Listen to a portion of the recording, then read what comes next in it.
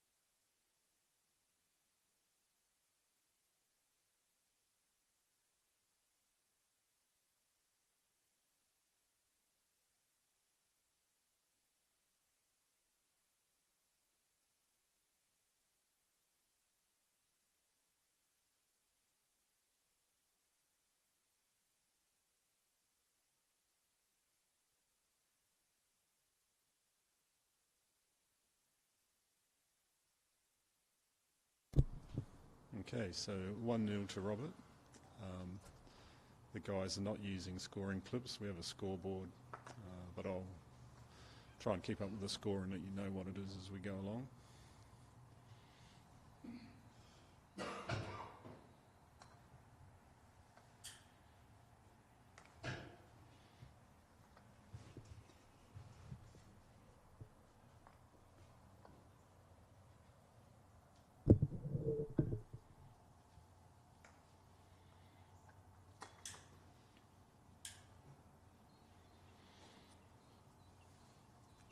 And apologies if I zoom in and out a bit fast. This is not a camera I'm used to.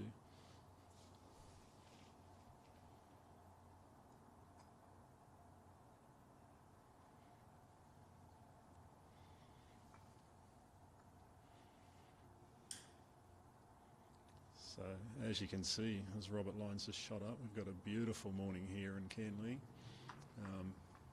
Pretty much no wind. It's cold, but it's not super cold.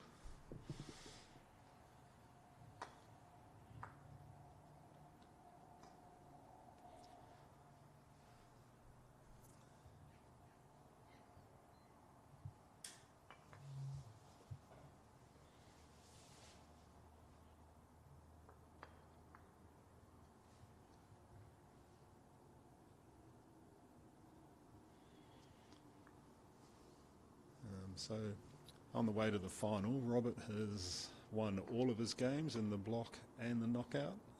Tom lost one to Ethan Gumbrell in the block play, and that is all. This is a best of 5 final, untimed.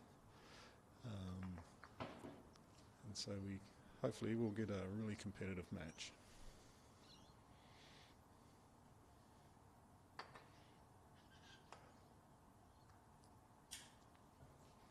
And Robert didn't get it centre ball, but a really nice pace into the court clearance there.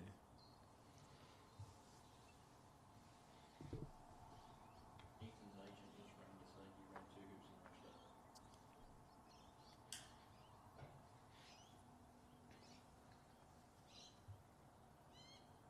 and matched up. Yeah, because of the windows up here, we do have to negotiate around some of the pillars.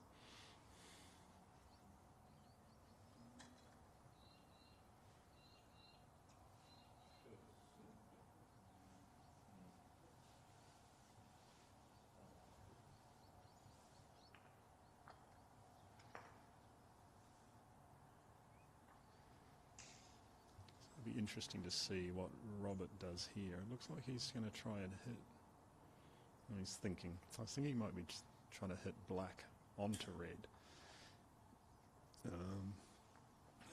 Tricky to get it right, but it might be necessary.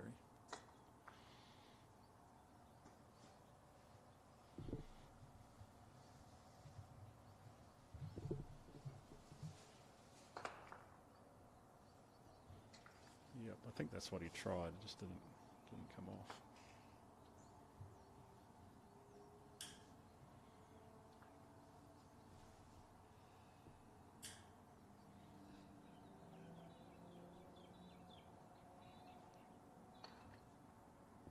Yep, and so that makes us 1 each.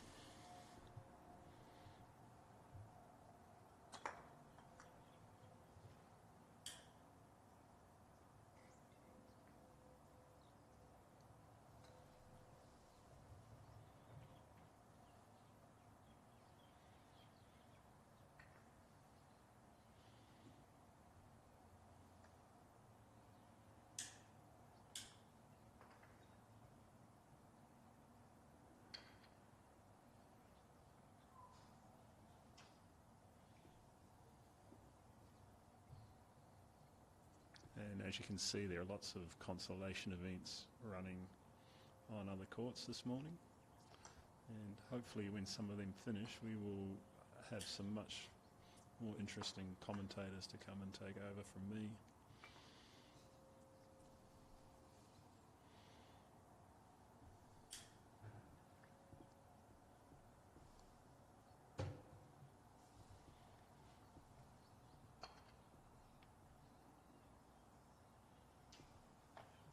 So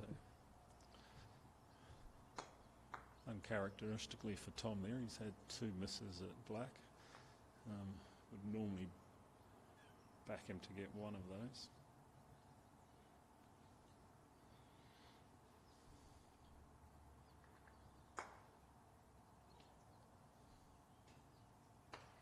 So I think the hoop's just on a lean there. I don't want to zoom in while the referee's bending over though.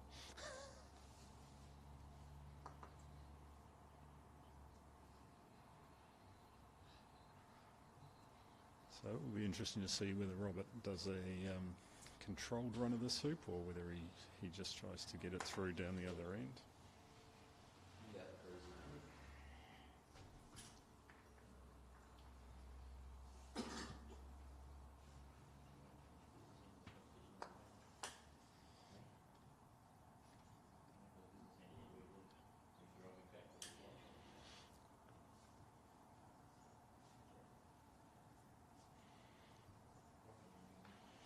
Black is open on yellow, so assume that Robert will try and get blue nice and tight and through that line, although it's going to be, it's still open, so he's hit a good shot in there.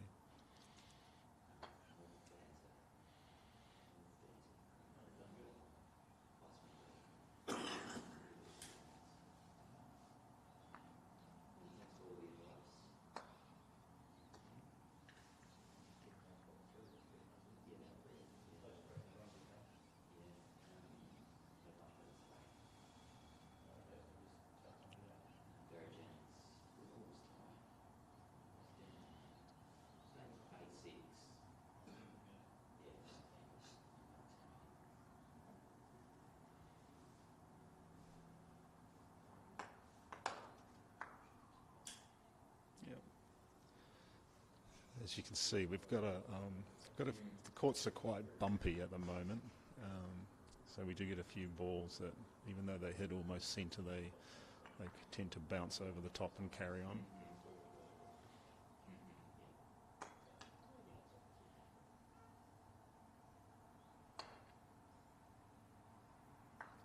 Oh, a great shot by Tom, just with the absolute worst outcome for him.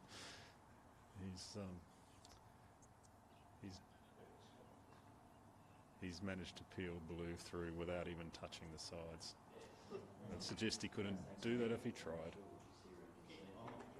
So that makes it 3-1 to Robert.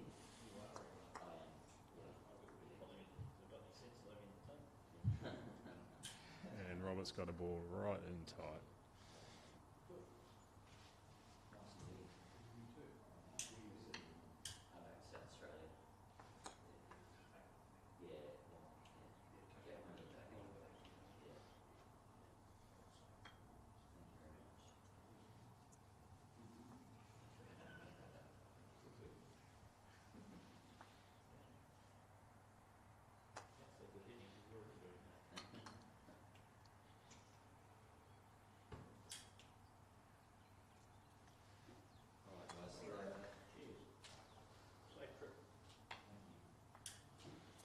Yeah, so Tom will be very disappointed with that. It's not just the peeling through, but it was his first really good clearance of the match that he's hit, and to have that outcome is a bit of a kick in the guts, I think, but I'm sure he's a professional, so he'll recover from that.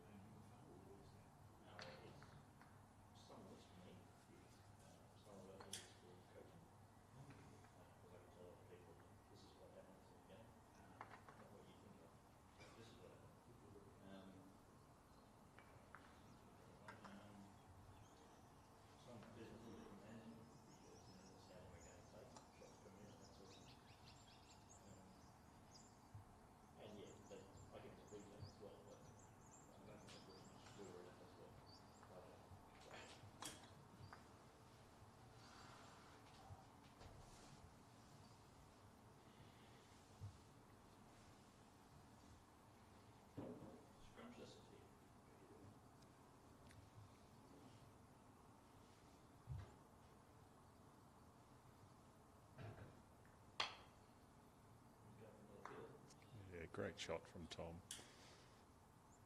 Right in the middle.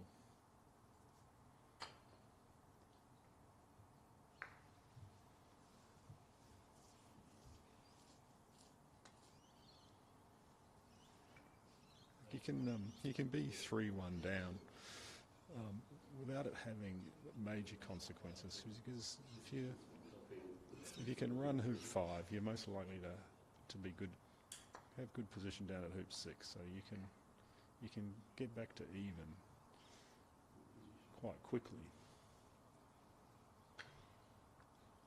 But there's going to be a couple of clearances here, or attempted clearances. Robert will be presumably clearing yellow, but he might elect to try and protect blue. It'll be interesting to see what he decides.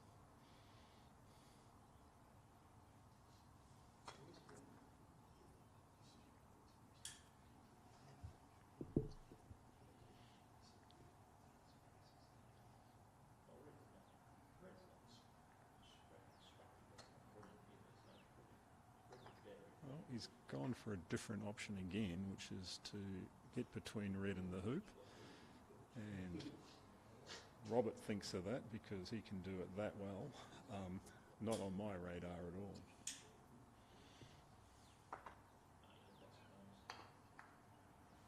And another great clearance from Tom. And he may well have got the wire with yellow. It's hard to tell from here. It's at least cut off the left-hand side of the red, I think. It's hard to see.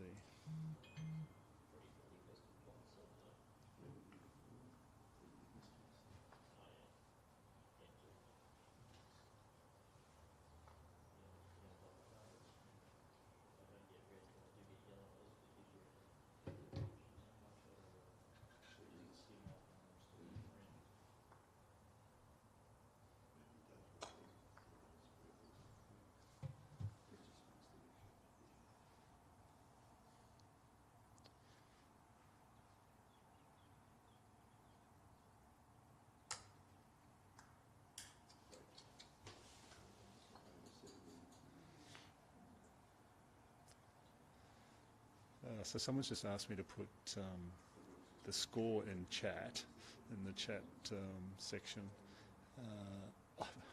I'll have an attempt at doing that. The chat might be ahead of the vision, and I don't want to ruin the excitement of what's about to happen.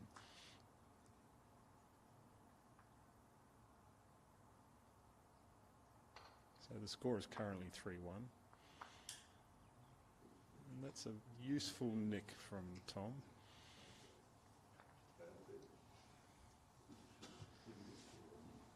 And because this is the first time with this equipment, I haven't set it up so I can change the score on the screen as well. I have no idea how to do that. Outside my pay grade.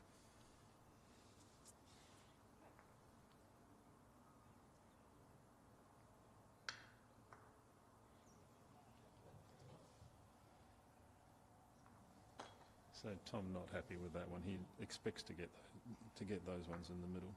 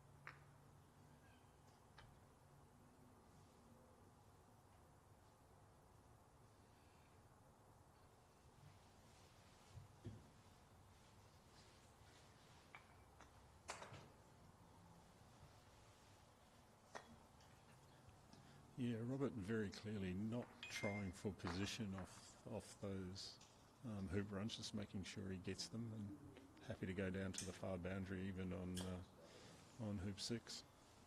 This makes it 4-1.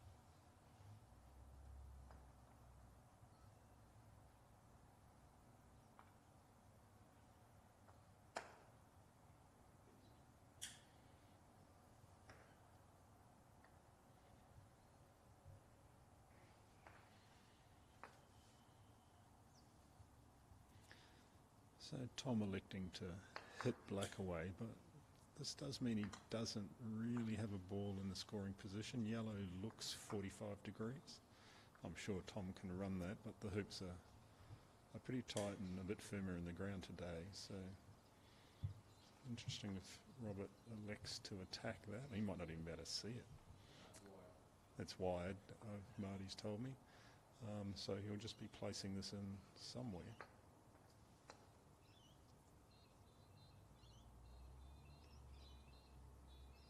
Yep, and that's a position that makes sense. It's far enough from yellow that yellow will probably elect to blob in front, which it has.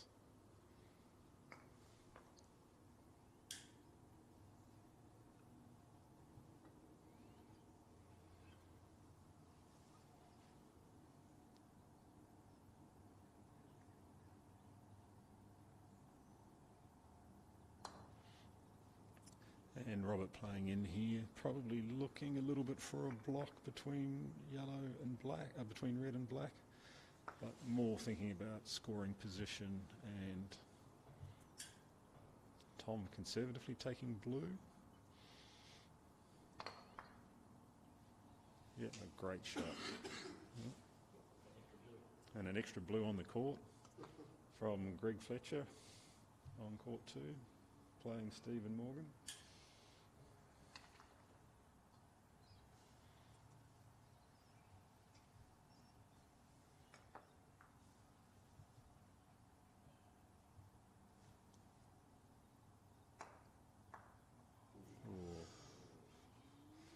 Great clearance from Robert there, almost sitting in the jaws with black, but just wicking off the edge of the leg.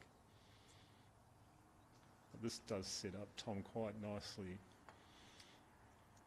with a clearance on black with red, if he leaves it open. Just open from Marty Clark, and red will be heading over towards hoop 7, which is a nice setup that he's got there.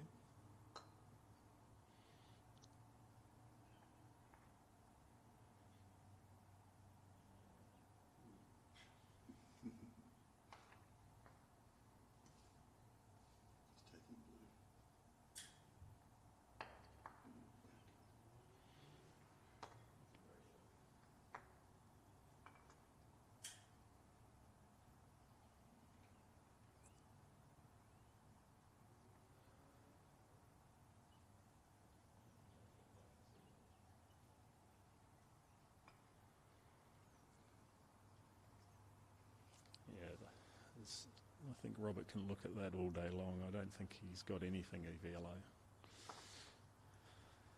he may be looking for some borrow. That's about the only chance he's got, I think. Oh boy, shows what I can see. He's nailed that centre left.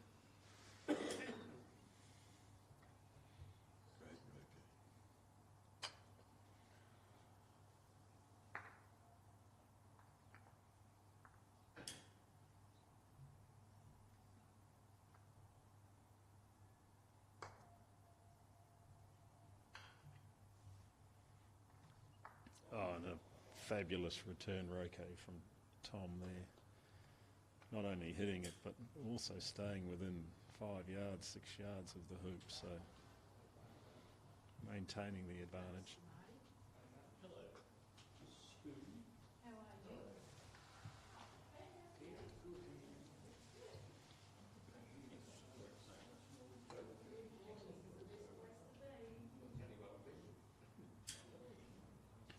So Robert electing to play deep just to minimise the risk from yellow.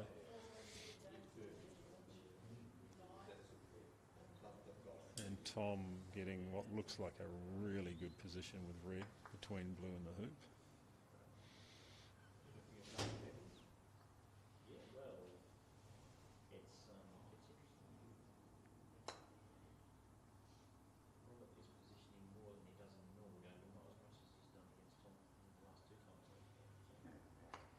So suspect if red is between blue and the hoop that Tom will take out black, which is the danger ball. Ooh, wow, that's changed everything. That's another unfortunate outcome for Tom.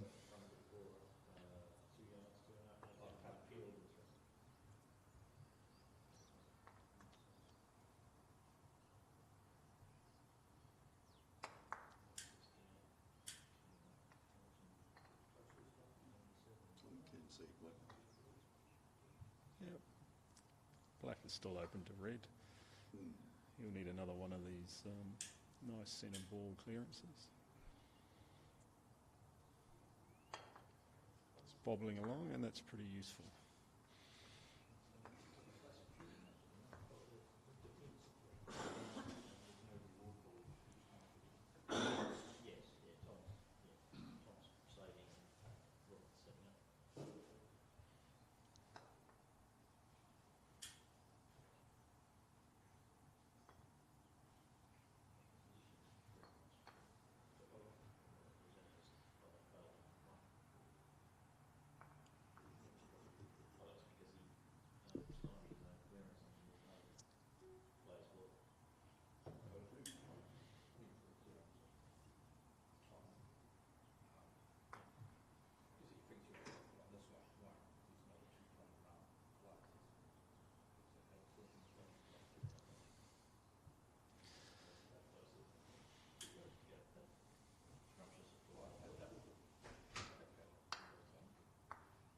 Another good clearance from Tom. He wasn't particularly happy with where he put his yellow to start with, but now he's probably pretty happy with where it is.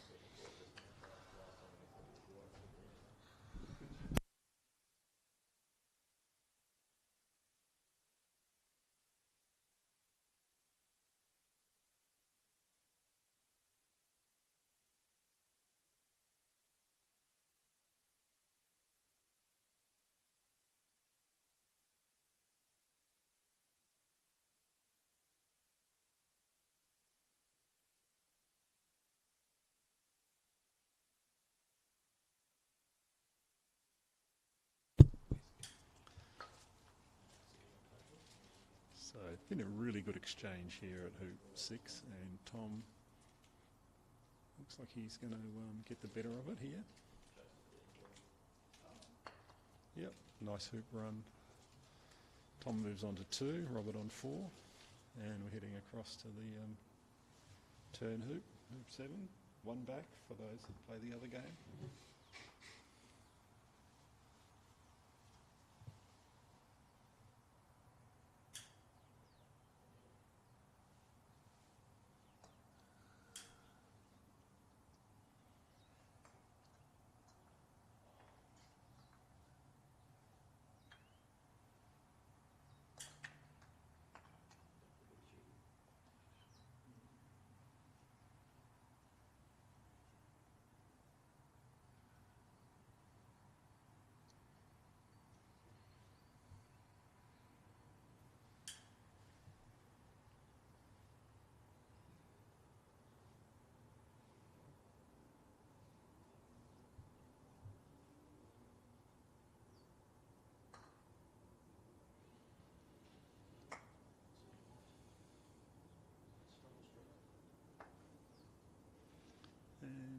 a little bit short with that one.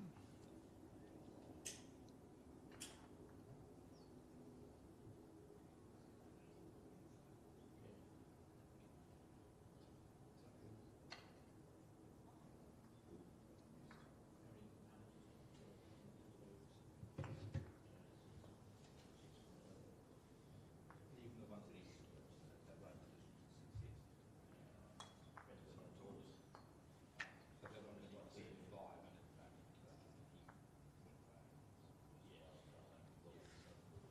it's So Robert's been hitting these at a pace to get down to the far boundary. He's a bit closer now, but I'm thinking that with red there, he's probably going to do the same. Well, he's hit it hard enough to get down to the far boundary. With enough hoop leg that it's going to stop about halfway between hoop 8 and the boundary.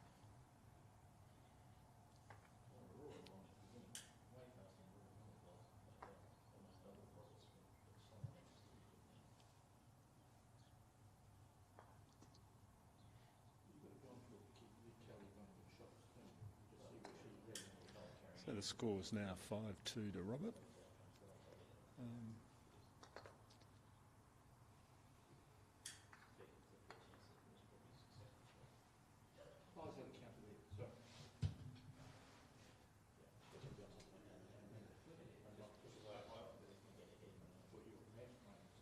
Sorry, I just have to jam my foot under the leg of the tripod so that I can get around the window edge.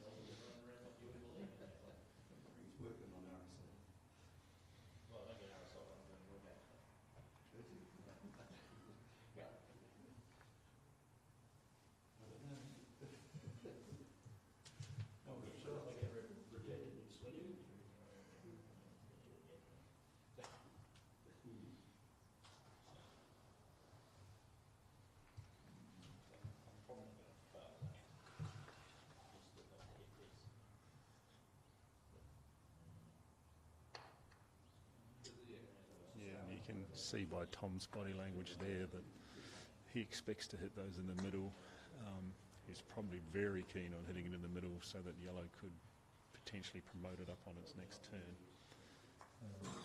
So not quite getting the results he wants from his attacking shots at balls.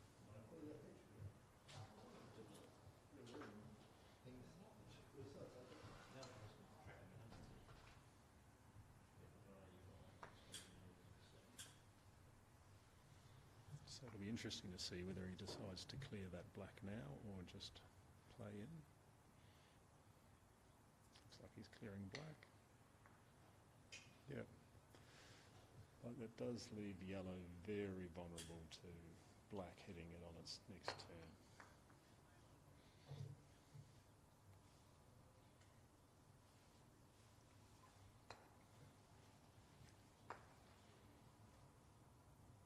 So if blue is a good shot here at the hook, which it is, I feel that red has to attack blue. And it is, and it's a great shot.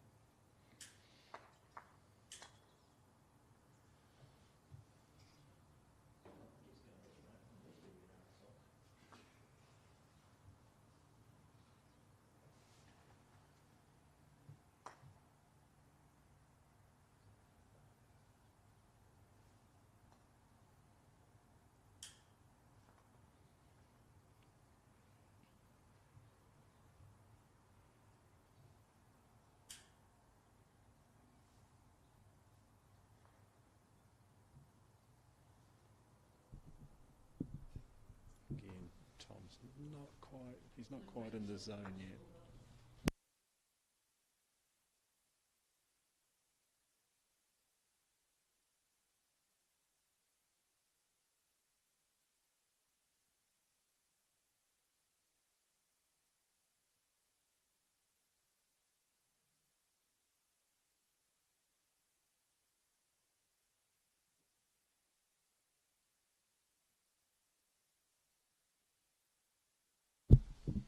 Okay, so we've got Peter Freer's joined us, and he'll be doing some commentary. And fire away, Pete. Well, perfect weather, isn't it, Lester? It always is here. sunny, windless.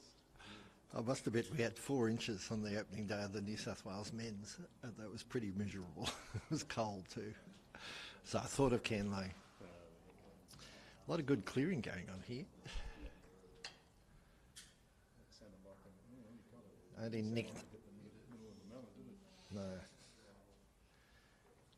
So he's only nicked black, and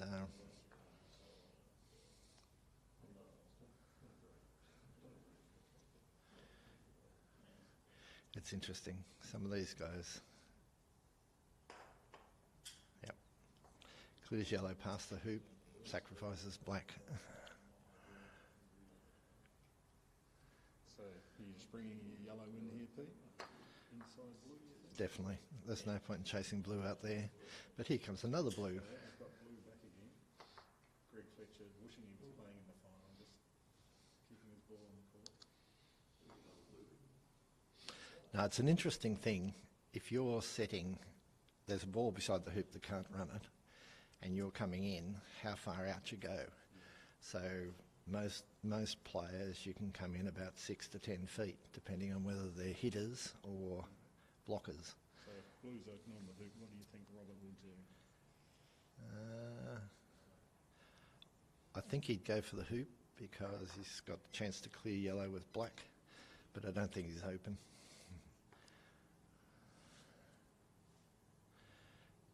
The enthusiasts like Felix would be jumping.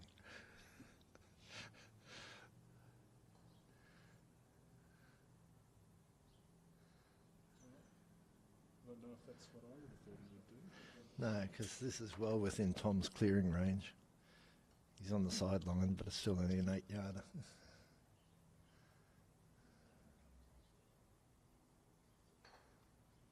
And there it goes. I mean, I think Robert was trying to get the extra foot and hide behind yellow. Yeah, I think. But that's a great shot to get it precisely where Tom can't see I it. think if he does this shot right, and maybe he was thinking this far ahead, is that black will be on the short boundary if he hits yellow in the correct spot, and then he'll be clearing into the court on the next sequence. So he may have just sacrificed blue anyway. But he hasn't got that side, though. No. So he's gone down to corner 2. Yellow's going to come back in. Presume blue will attack yellow.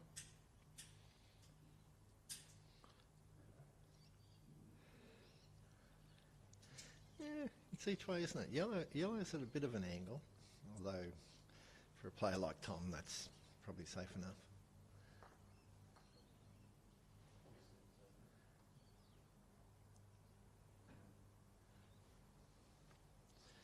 Robert's been very particular about putting black on before he plays this shot.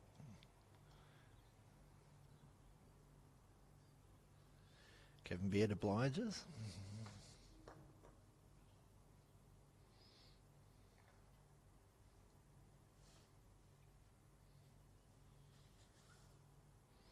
Slightly hampered by the peg, but he won't be moving it out of the way. And clears yellow nicely. And he's gone off to the side boundary where it can control red. Tom just puts red back in front. So it does allow him now to bring black in and force yellow to potentially have a shot at black. Or he's got a lot of stuff there he can hide it from yellow, which would force yellow into a really difficult block to protect red from blue. And that's the hardest thing in croquet, getting a long block in place perfectly, particularly when you're almost perpendicular. So in the other games, it looks like Greg and Stephen Morgan are 3 each, fighting out hoop 7. I don't have a clue what's going on with Gary Phipps and Malcolm.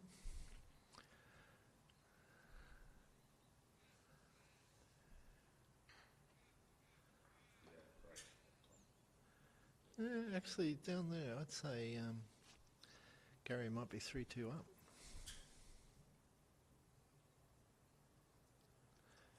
He is. And Stephen and Steve Harden and Felix, a total contrast in styles. I'm battling out hoop 11. And I think Felix is up 6-4.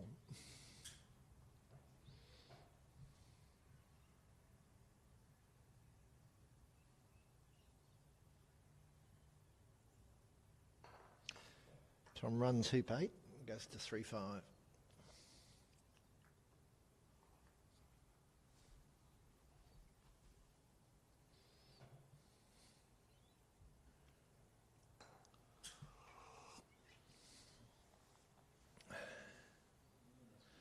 That's a delicate shot. I would have given it a lot more safety, but Robert just slides past the hoop and almost hits it and finishes up with an angled shot, and yellow misses.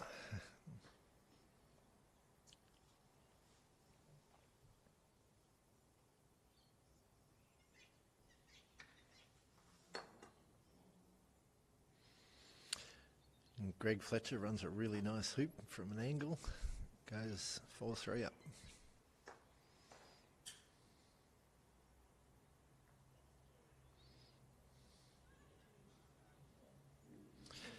I was thinking that with my yellow, that instead of attacking, because of the angle black is on the hoop, I might be a bit keen at a position of attacking the red. Yeah, I think he liked the fact that if he'd hit black, it would have put it into the corner rather than just on the edge, but the extra couple of yards probably don't matter. But I think that's one of the philosophies we see here. And now he's put red in the next court. One of the philosophies we see here is that if the ball's in front of the hoop, you're clearing. This idea of setting up and then saving your second ball to clear doesn't seem to be operating at the top level. So Robert's trying to ref, I think the hoop's a bit... I'll see if I can zoom in on the hoop there. Maybe just the carrots are a bit high.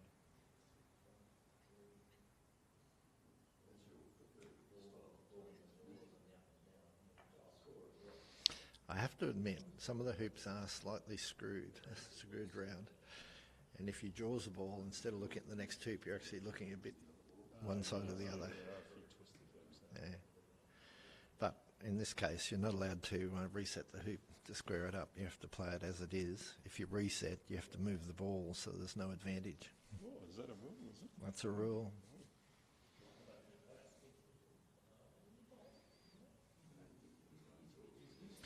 Because basically, unless the hoop is out of spec, once you've accepted it and by playing around it, you can reset it afterwards, but not during the match, during the in and out.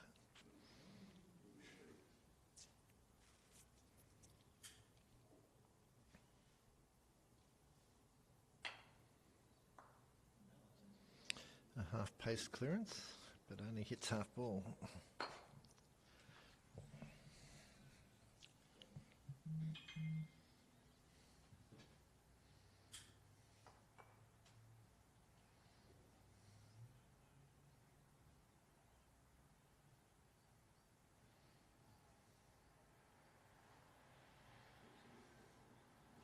So Lester, if you're Tom, what are you clearing? Blue? No, I think you have to hit black because if it gets in the jaws, he is going for blue. Centre balls it. Yep. The thing about these hoops is they do get packed a lot and there could be some slight hilling. But I know Lester does a lot of thumping to stop that happening. And to be fair, I didn't notice much when I was playing. Yeah, not too bad.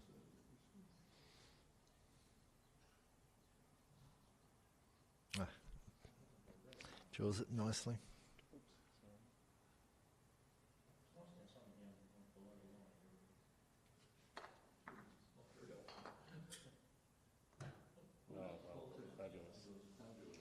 Fabulous shot from Tom. Maybe he planned on that all the time. But I would have been very nervous. black being in the joint. There's no point Robert clearing red because it'll just move it somewhere else where it's still got the same opportunity to get it black. So he's coming in for a block. Just short.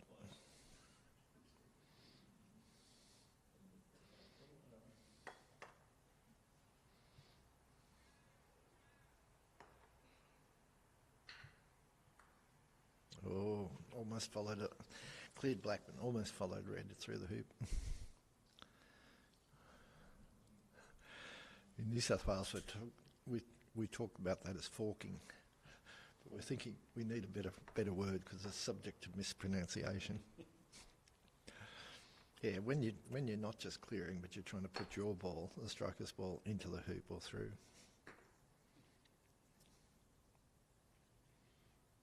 So where do you put your black here? Do you try and wire from red, or do you just go deep-ish? I'd be trying to put it where yellow, as a block between yellow and blue. That's what he's tried. Just gone 2 foot too long. Yeah, I'm not sure about that. I don't think blue hoop shot is that good. He's in the funnel. You've got a wider funnel than I do. Ha.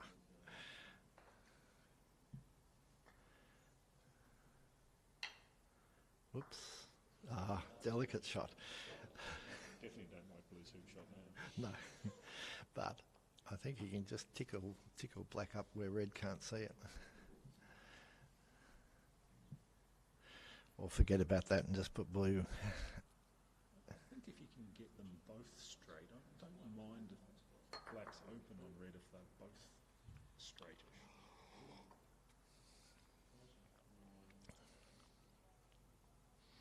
Black may almost be wide where it is anyway. No, it needs another foot. I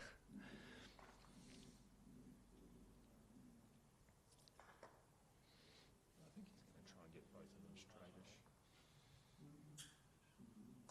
Yep, definitely. None of this moving at a foot.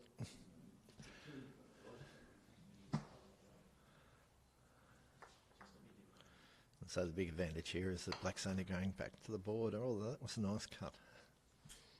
Yeah, great cut. Red's nice, but black is on a very good line to protect blue if it wants to. I mean, anything can happen. There's a few bobbles around here, but The really aggressive thing is to go back and try and block yellow where it is. the other option is just to try and protect the hoop from red if he wants to. And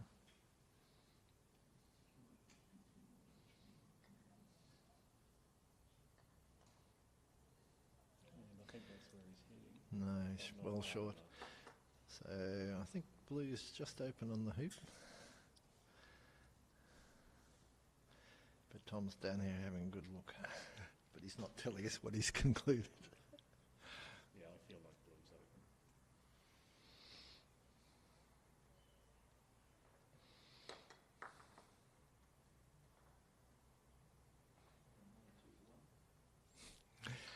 Gary Phipps is slapping his thigh in frustration. Ooh.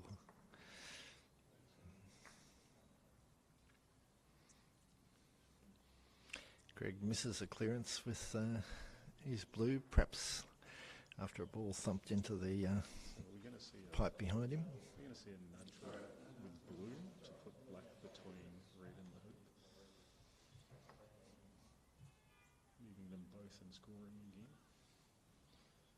Would Well, you try and protect the black with blue or protect the hoop with blue? 3 options, Pete.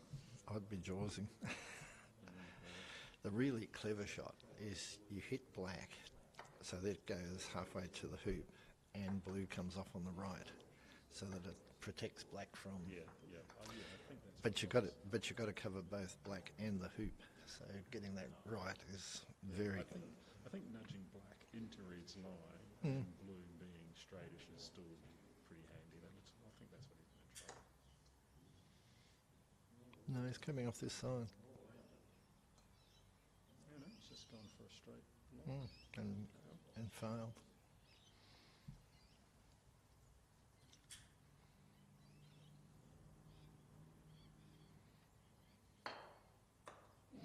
And And what that did is forced Tom to either pick the hoop or black. He couldn't do a Levick double or anything.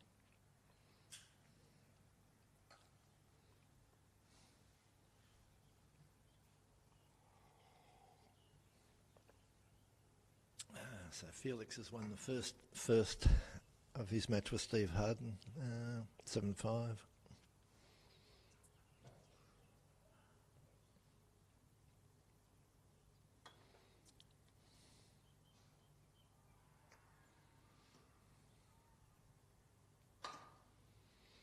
And Robert runs it really nicely, straight down the back, the Egyptian position.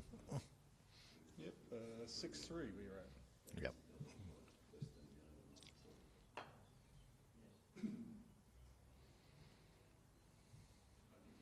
It's very proper, walks down to put the ball in exactly where it went out.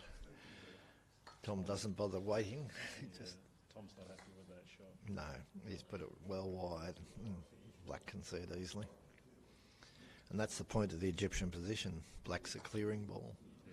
Blue goes into as a runner. And yellow can be sent the whole length of the lawn if you hit it right.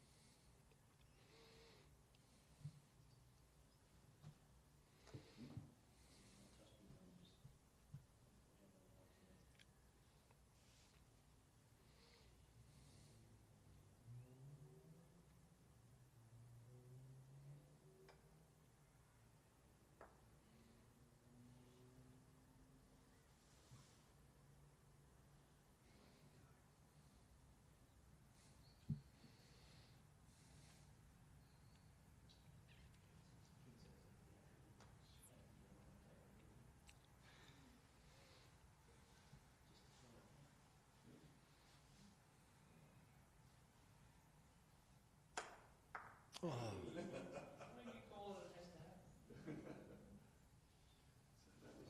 Great outcome there, Pete.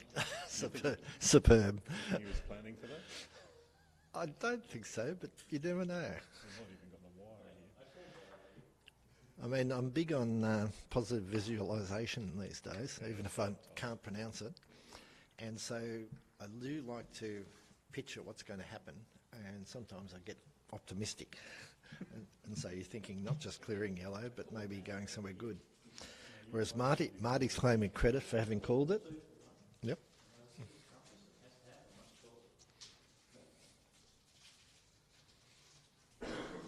Tom has been very good at his return roquet after a good outcome for Robert. He's done it a couple of times now. So Robert's gone back in front. This is the Bob Jackson approach.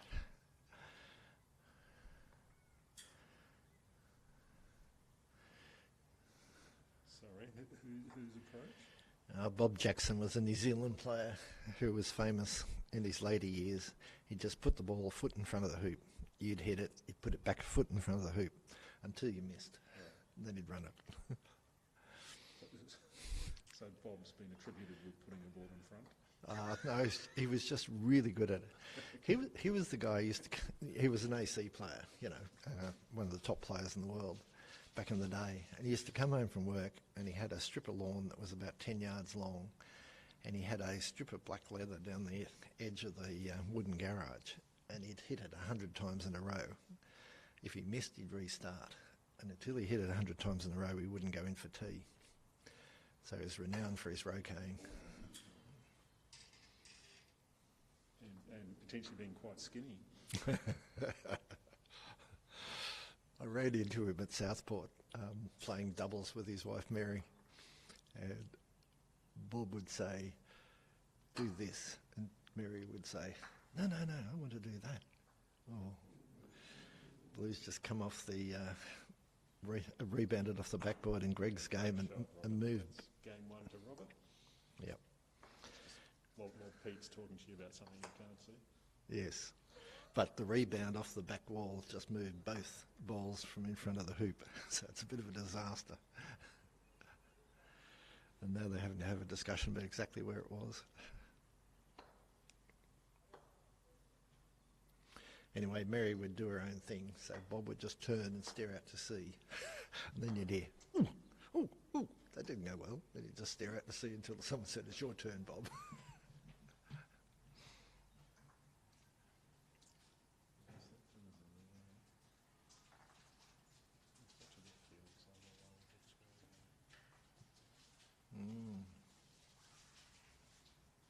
So this is Felix and Stephen Harden. I'm not sure what this is. Felix won. It would be. It's one of the top 8 games. Neither of them made the semis, so it must be the. I'll have to look it up.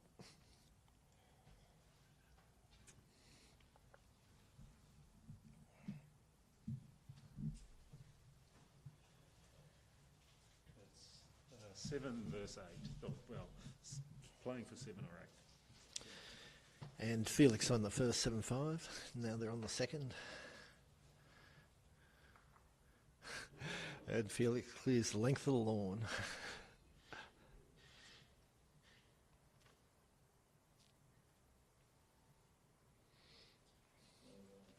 Tom came at 75%, which is just below world class. That's 75% accuracy.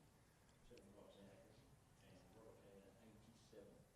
Okay, so Marty Clark has been running some numbers and said that in terms of accuracy, Tom was 75% and Robert was 87%. And 80% represents, top class, world standard.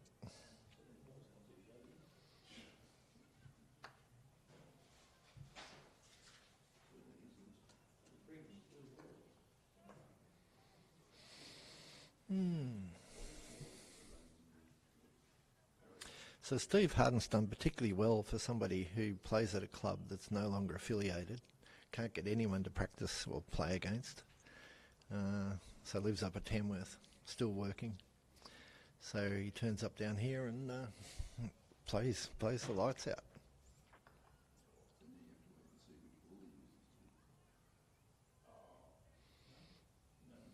Beautiful ball. Not only ran hoop 1 but down, ready to run hoop 2.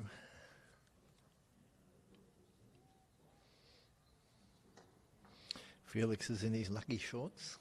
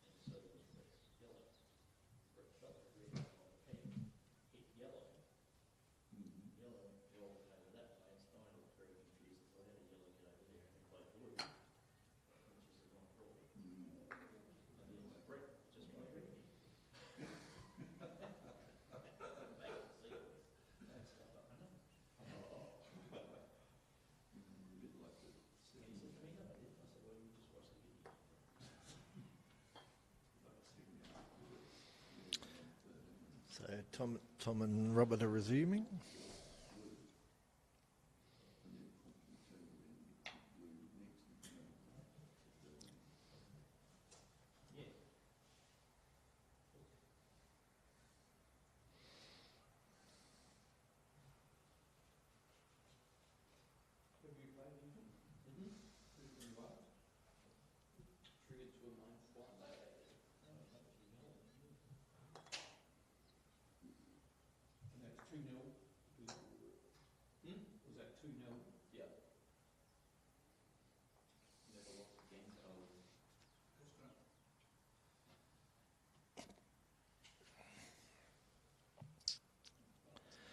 Ethan Gumbel's just joined us, and he's just beaten Owen Dickinson in 2 for 11th place, and has triggered to a -1.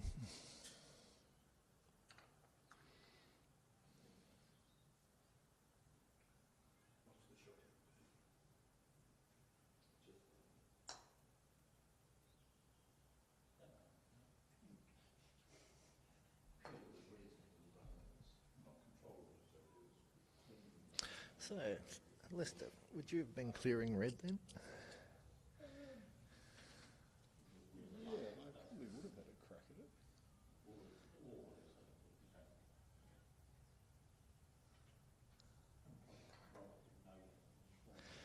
So Tom's cleared blue to create a 2-on-1.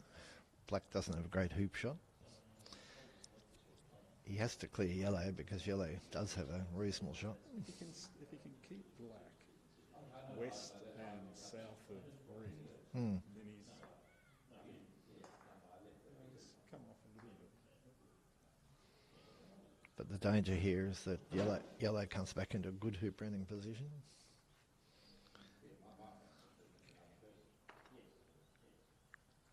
So do you get cheeky with your yellow here and hit through red's line, just trying to nudge it up a little bit?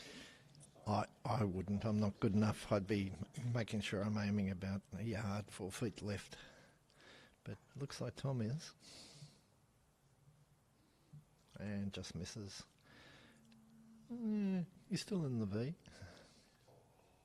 It actually drops left, didn't it?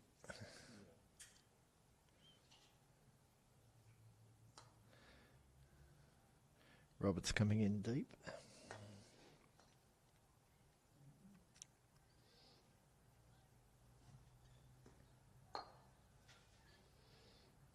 Tom's contemplating jawsing.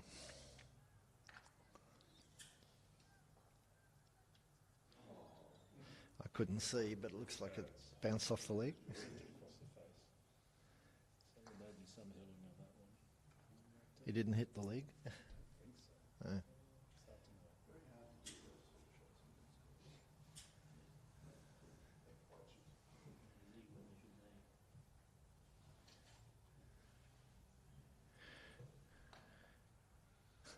It doesn't look like there's a big audience. You've got Kevin Beard in the shelter, and 2 people down at the scoreboard.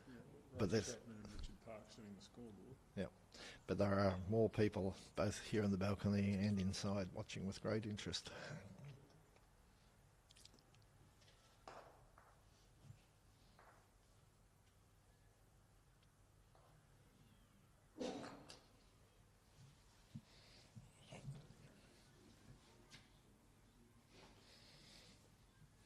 So, I mean, that's a bit of finesse. I mean, Robert is deliberately cutting so that yellow goes further down the court and he goes out on the near boundary.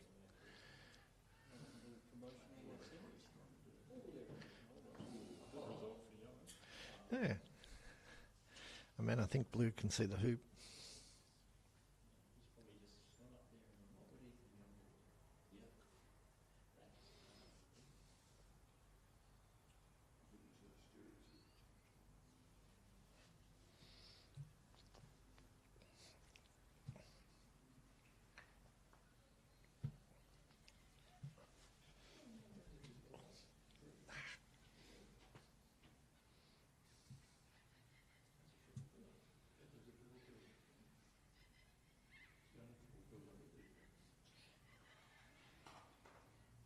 And runs it.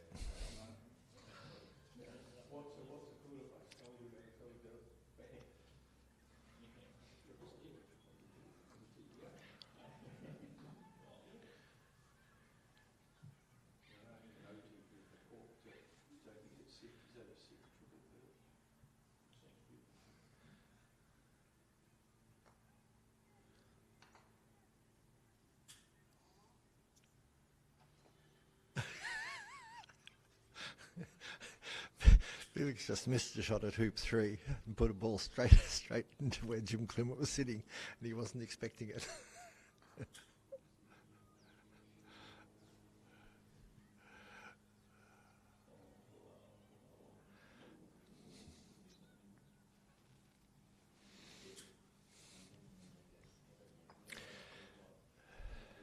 Lester will know all about the 1 yard rule.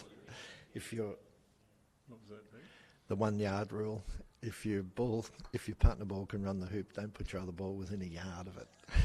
So that's why Tom's ignored that, and there was a risk there that be a double clearance. But Robert's good enough that he just picked off red.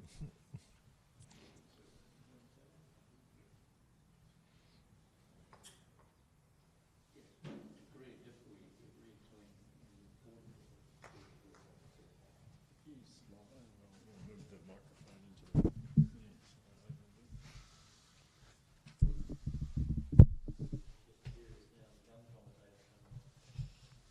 Peter, how's it going? It's going really well. Great. I hear someone's triggered to a -1. Yeah, I heard. I don't know who it was. I heard it was an incredibly good-looking guy. No, I actually didn't make it. I wanted to play Malcolm a best of 3 so they could win more points, but only Yeah, well, that's the reason, a contributing factor I chose best of 3.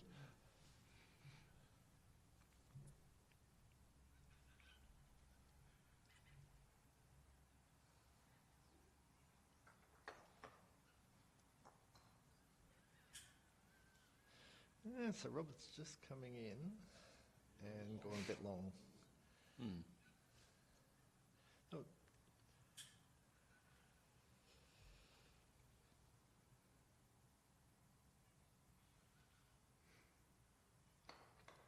Oh, rejected.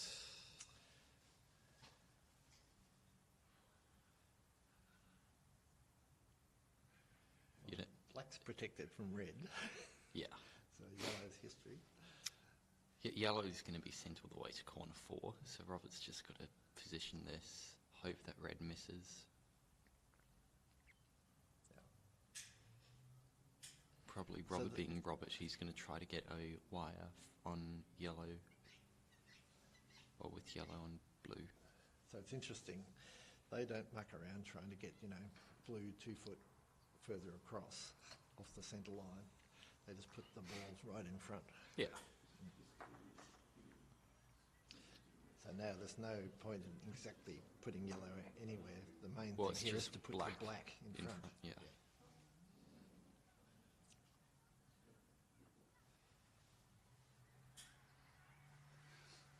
Just a perfect length. Yellow's just reached the line. No wasted effort. the line is fine. The line? To the line is Oh. fine. Yes. There's no point hitting a ball so it goes 2 courts. Ooh, Tom playing a dead ball there. Because it wasn't quite on the line. Yeah, well, no, because it was still on the line, Yeah. so it wasn't live. But no material advantage. Yeah. But he cost himself an extra 2 inches.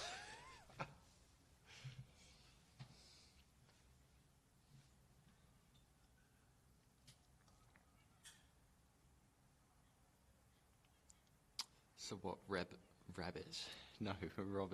smacks yellow and runs with blue.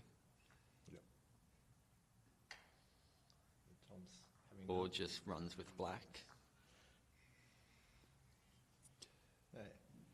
So Tom did have to make a choice there. The danger ball was blue, so he cleared it. But black's still pretty dangerous in Robert's hands. And he was also aware that if he cleared black, it would only be the sideline, so then yellow was vulnerable. Yeah. Robert would still back himself to clear yellow. So he cleared the danger ball. Yeah.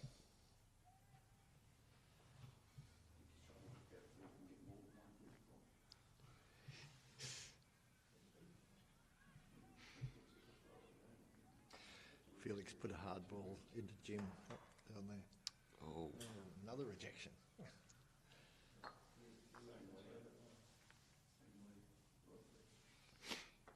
So at our level, we'd be thinking of wiring ourselves on the left-hand side of the hoop.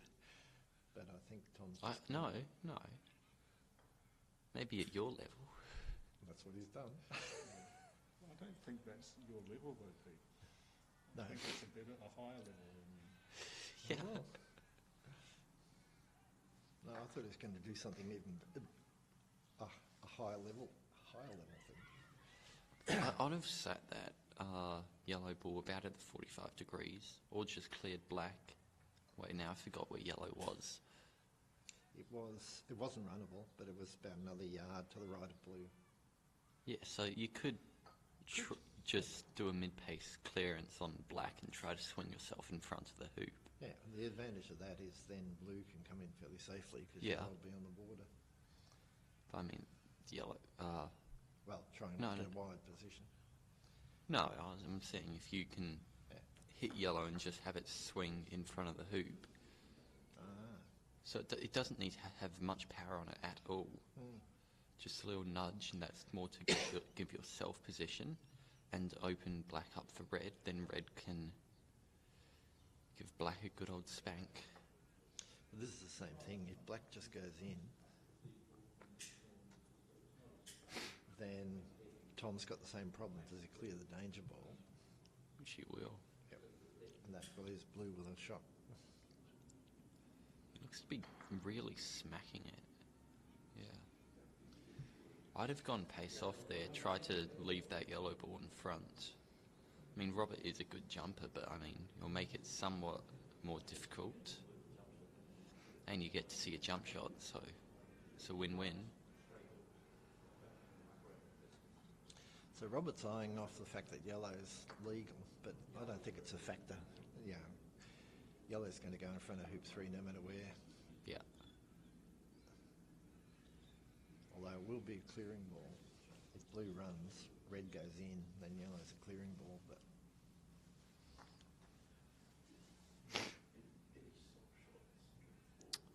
I think Jamie is watching the live stream because I just got a text from her saying hello.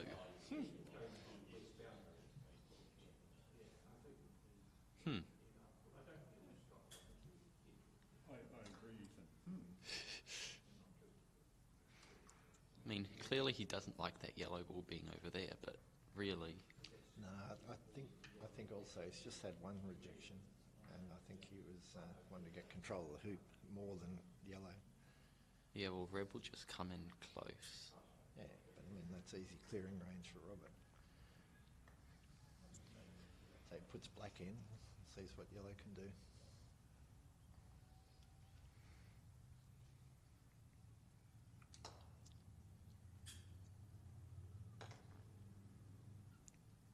It doesn't look great. Oh, but it just spins around a little bit better. Yeah, but still 45. Even I don't think that's in the funnel. The It's not in the V, it's in the W. the peg signifies 45 exactly, and it's outside that line, I think. So But yellow's another perfect example of 1 1 yard. rule. He's blocked red. I mean, it'll take, if nothing, if blue, red's taking black, but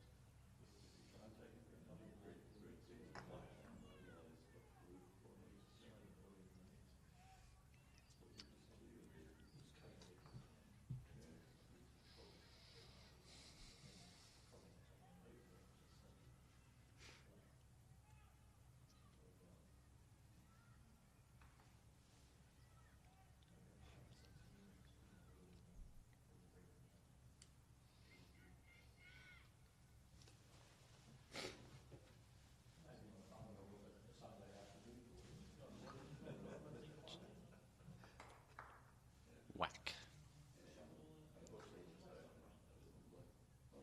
Now black's wide from red, but that's a tough hoop to rely on running.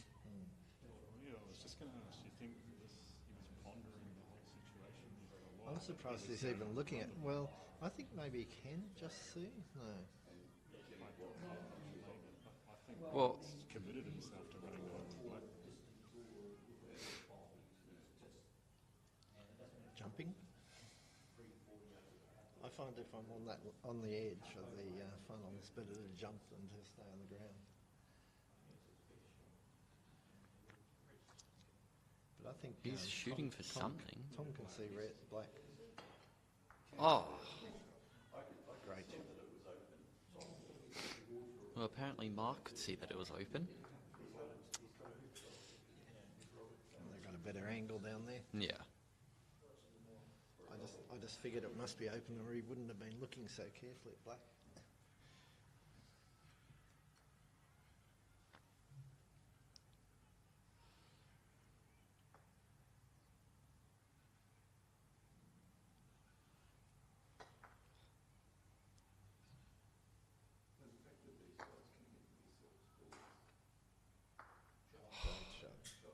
Robert nails it again.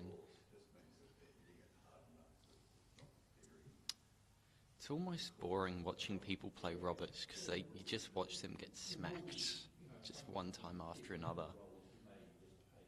Well, did you hear Marty's stats before that No. Robert's been hitting 87% of his shots? Okay. And well, Tom's been about 75? Yeah, 87, 80 being your benchmark. yeah. Well, what, isn't it 85 wins world championships? That's what he says. I mean, Tom's hit some great clearances, and that black was Yeah. a good example, but he's also missed a couple.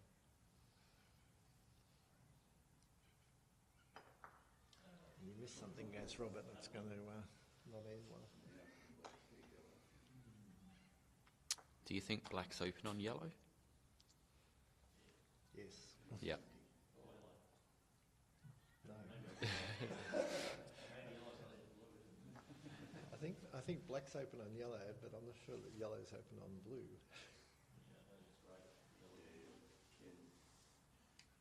I mean, I think yellow can hit blue on the edge and cut it across past hoop 6. Yeah. But when you're cutting it that hard on the edge, you're not going to send it too far. So I reckon Tom could send it a fair way. I mean, you know, the price says yellow's going to end up in corner 4. But if that means red gets a shot at the hoop. So I think Robert's going to be clearing yellow.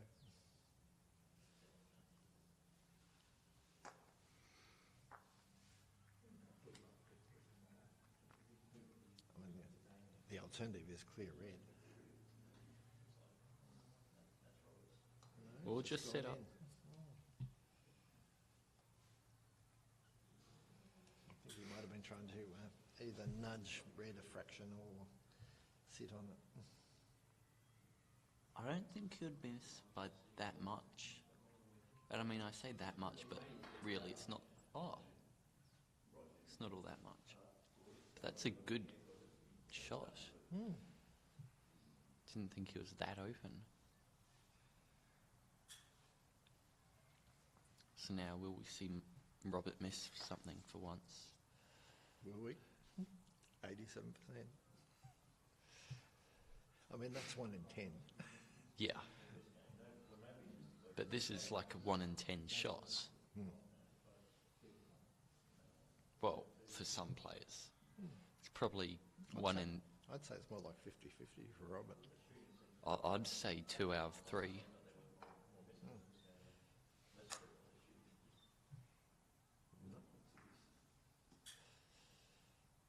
Failed clearance over 7 yards.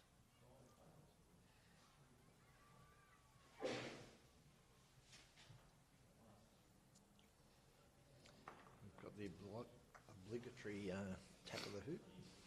Is it going to be a couche or a shakouche? Koosh. Terry doesn't hit hard. Robert had to ask him to hit it again when he wanted. 2-4 to Well, 2 little taps there. Sometimes it's a referee's message of saying, I think this isn't necessary. Sometimes it's just the referee hasn't got a big arm. Or they're carrying a shoulder injury. And he runs it 1-1. That was a long battle. Yeah.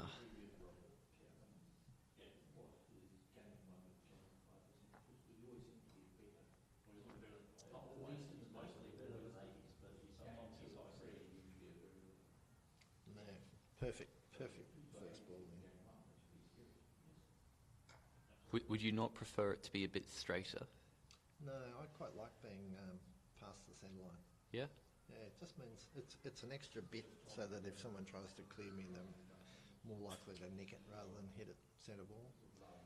And Well, when it's that far away, I mean, like, Yeah. you may as well just... Yeah, well, no, we were noticing earlier that they were putting balls in the centre line because the difference isn't material from their point of view. Yeah.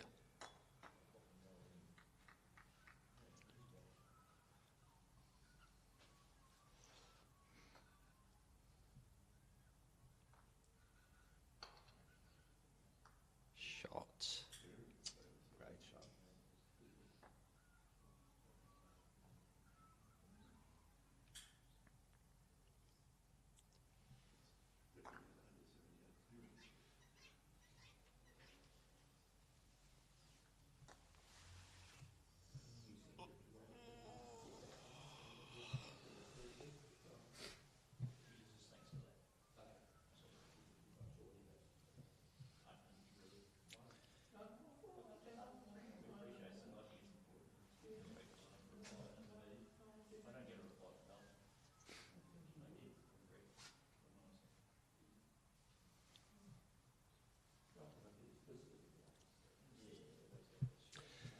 So Leicester, I lost after the laser lawn markers at Royal Sydney.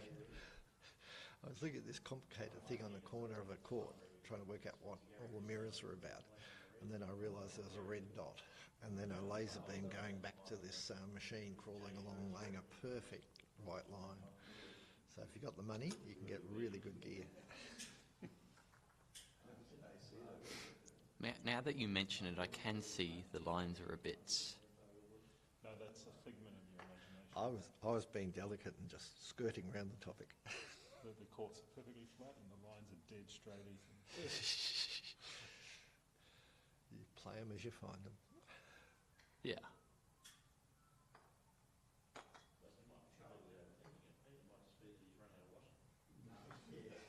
Is he hooping or clearing? Yeah, it looks like he's clearing.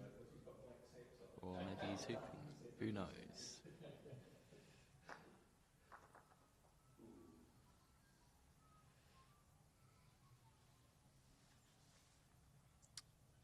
Looks like he's not happy with the angle of the hoop.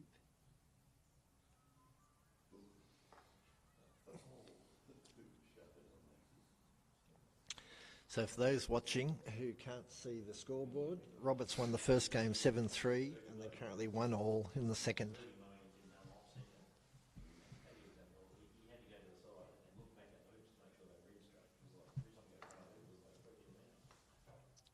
Oh.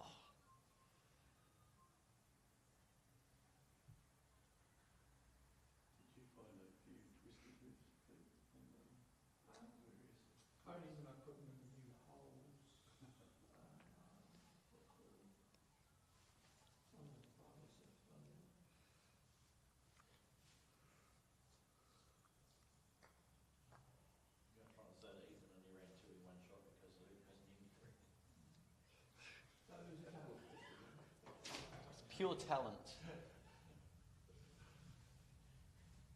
When Croquet distracted. The lines.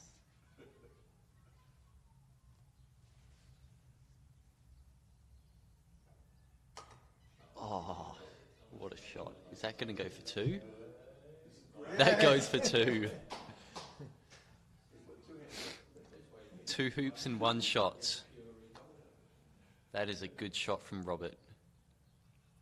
Although it would have been better if he got hoop 5 and 6 in the same shots. Like, that would just be purely amazing. Apologies from the cameraman who was trying to update people with the score and didn't actually get the second hoop.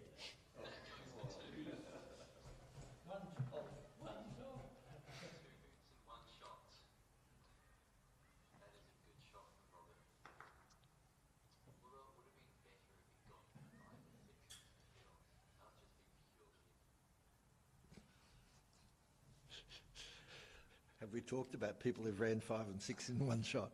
Have we? I think you're inviting a conversation. I think it happened to you recently, didn't it, Ethan? Did it?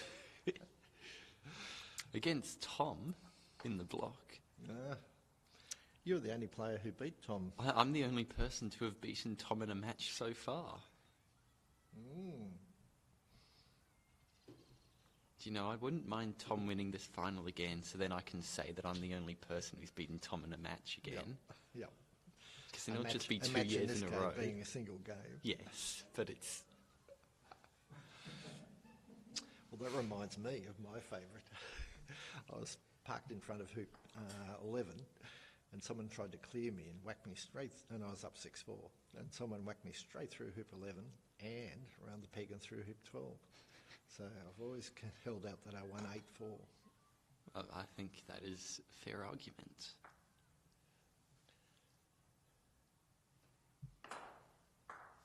Oh. Centre ball. Lovely shot. No, a tiny bit right of centre. Only on the most probable. They're going to close your YouTube channel down.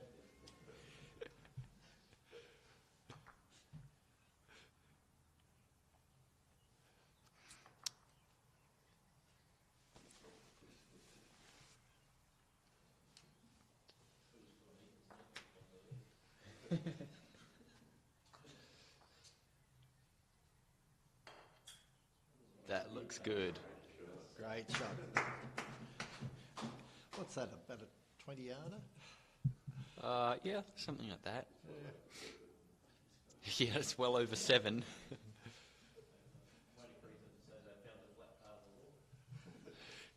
They've found a flat part of the lawn.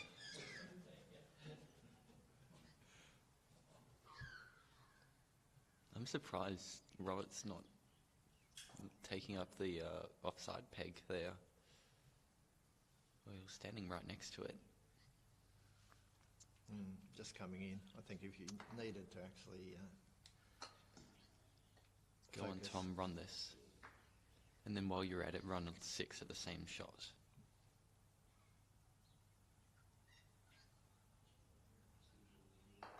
Oh, that's a good shot. That's a great shot. That makes Tom 2-3 down in the second game.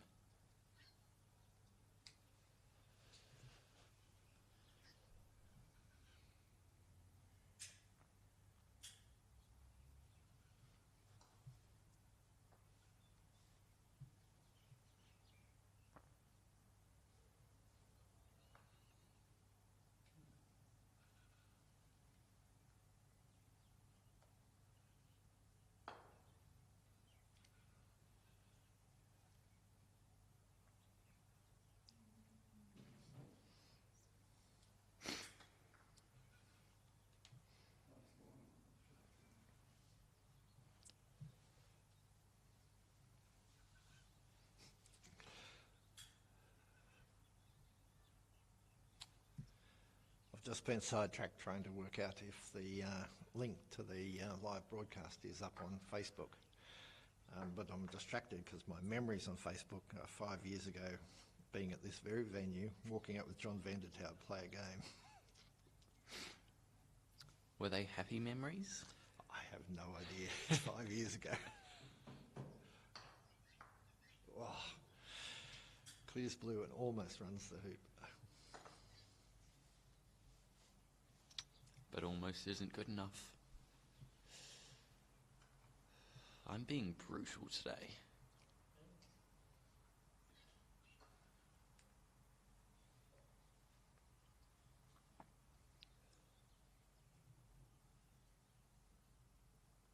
Why are you being brutal?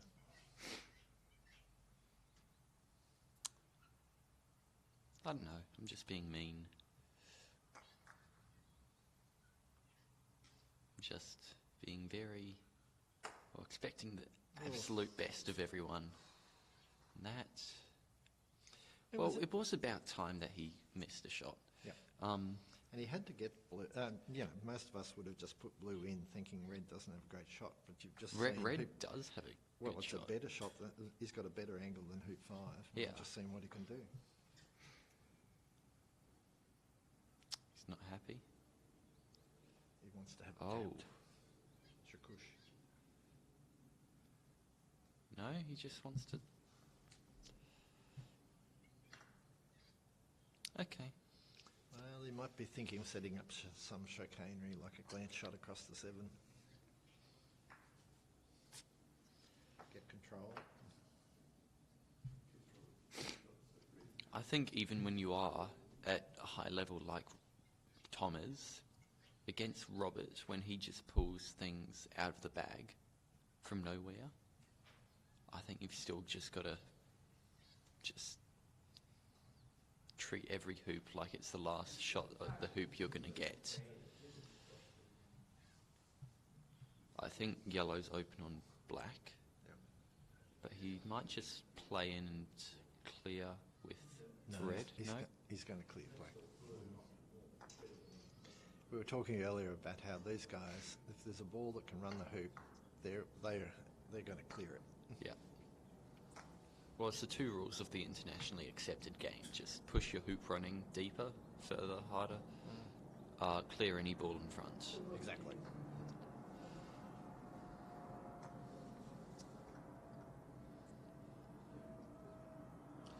Robert's got a Levick double, but the problem with Well, the problem with Robert people is he's aim- so accurate. So Well, but a lot of people aim halfway and then figure that they'll veer off and either hit the ball or run the hoop. But with Robert, yeah, he you have to he has decide. to pick one or the other. That's another missed Croquet. Now we're having the hoop tap. Lil Koosh.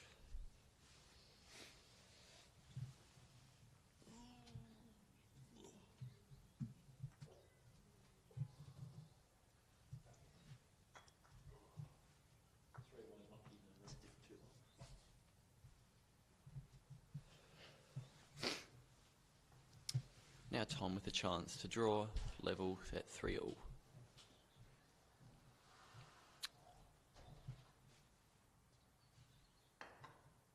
Ooh. At the end of the day, it's not the worst shot. Blue isn't in the best place to clear red out. It is in a reasonable spot, but it's quite a distance away. Black, let's just say if black clears red out, I'll be quite impressed.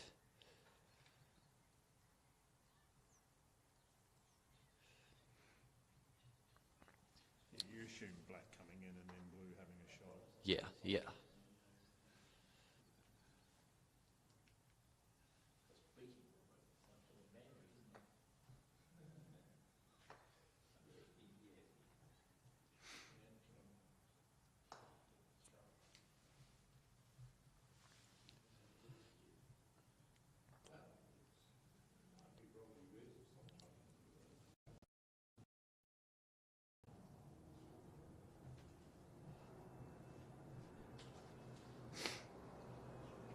That looks like a bit too far.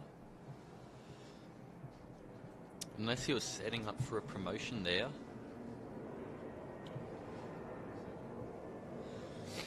Do you think Tom with yellow will look for a promotion?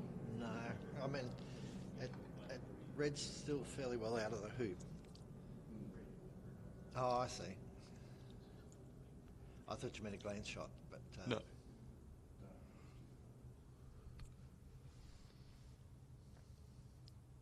I mean, promotion, rush, what's the difference? Just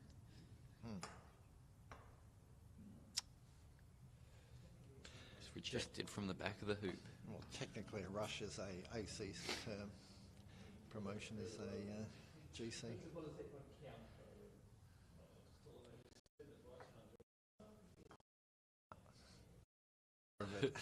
Because the worst thing in the world would be to end up And still that blue jawed ball with- is offside, and he has called it. Yes, no, if Back you ended to up the with... west. So with that, Tom levels the score at 3-all.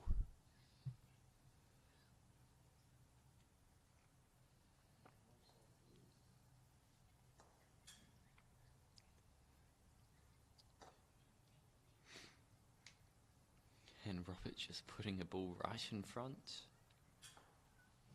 Just a foot past the centre line. I wouldn't say even a foot. I'd say one ball. However, well within range of red. Yes, definitely.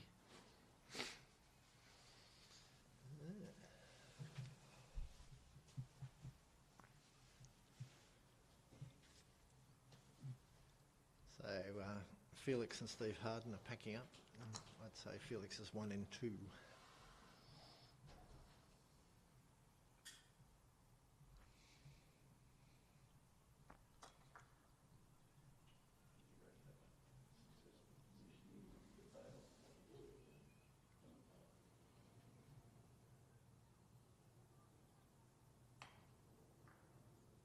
That's a good, sensible.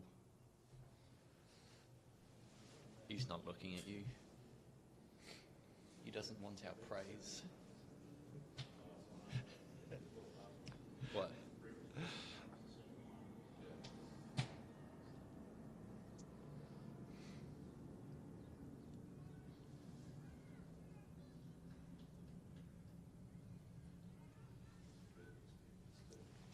Is black potentially blocked or partially blocked on yellow? Because Robert looks to have some. Taking a lot of care, and I think he's just. I don't think he's coming clearing. In. He's Yeah. coming in, and just short. No, I think that may get the. I think that's gotten the block. No. He's going for the hoop. 'Cause he Wants the another tap. tap. I think someone forgot to put concrete in these last night. Well, you could always use the Nelson special mud made out of potter's clay. Yeah, look how that right hand is lower. I think he's. Maybe not.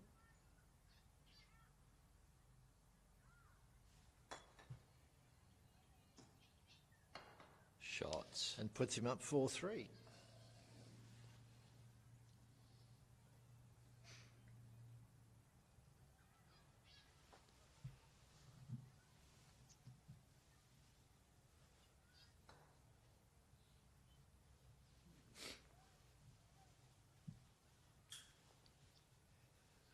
See, now there's a difference.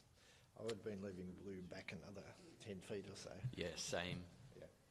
But I think Robert's just confident that he can clear yellow. With black. But now I think you're putting a second ball in no matter what. I don't think he would have cleared yellow. I think he may even be wide on yellow from the hoop. You I think he just was. overhit blue? Well, I think he was just backing himself from the boundary because, I mean, Tom could only hit blue 7 yards. That's black's in a perfect wide position from red. Yeah. Potentially a hoop running position, but it's on the edge of the funnel. So this final is a best of 5 rather than a best of 3. Yep. So there is some room for Tom to have mistakes, but at the moment, Robert's 1 game up to 0. He'll be wanting to give himself a game. Well, it's important not just in terms of the 5 games, but also in terms of morale. Yeah. And how you feel you're going. Because once it's 2-0, you're really looking. Well, you're on the last leg, really. And you'll tighten up. Yeah. But Tom is used to big match things. He was in the finals of World AC against Fulford. Was he? If not the final, definitely the semi. I'm pretty sure that was Matthew Essick. No, you were talking about that was GC. No? The AC and GC finals were the same to Matthew and Robert Fulford. Get it right, Peter. Well, Tom was definitely over there at Hurlingham, so Okay, yeah. so if it wasn't the final, it was the semi.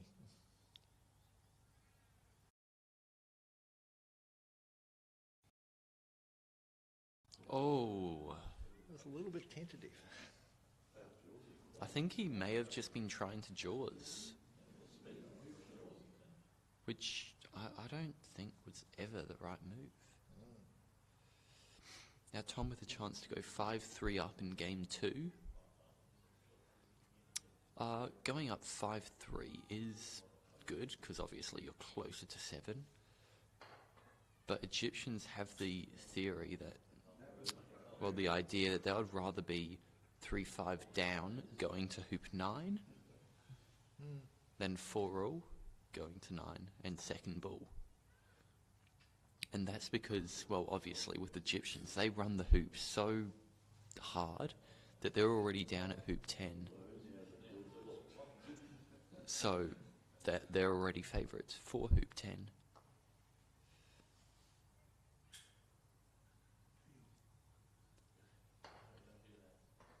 Oh! It looked like a perfect block with blue, but red almost ran.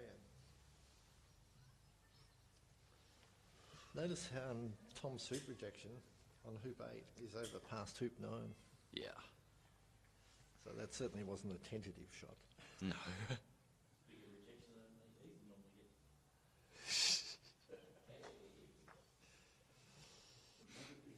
It's a bigger rejection than I'm used to. Wait until you start dating.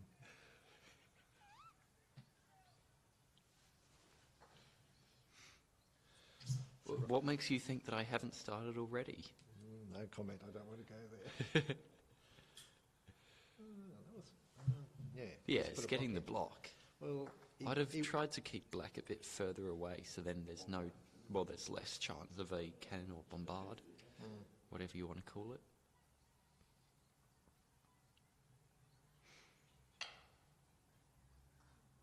Yep, worked perfectly as a block. Yep.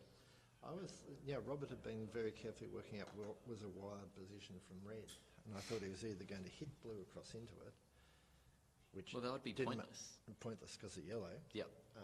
Or he was going to put blue there. Did that jump through the hoop? No, it just went through at a great pace. So it's now 4 all. Yep. So if Tom was Egyptian, he'd be very happy. Yes.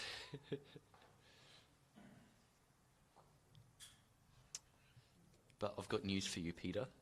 Tom's not Egyptian. Robert's busily consulting the scorer to tell where black went out.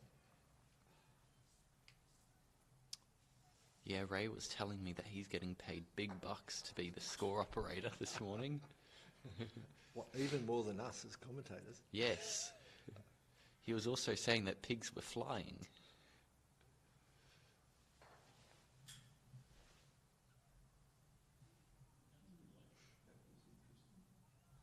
That was beautifully good. weighted. When he hit it, I thought he had a bit much on, but it's just perfect.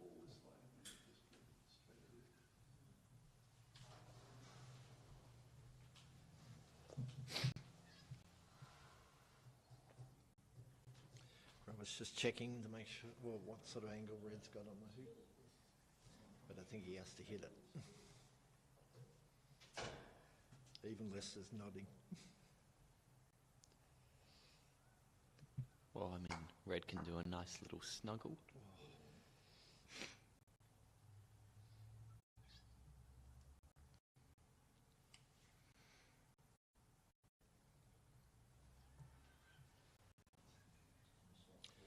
On court 1, Stephen Morgan resumed against Greg.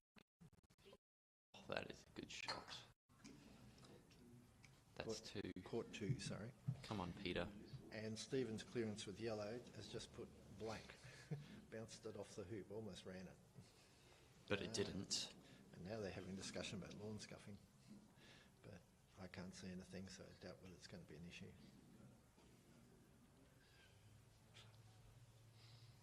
They both shrugged and moved off.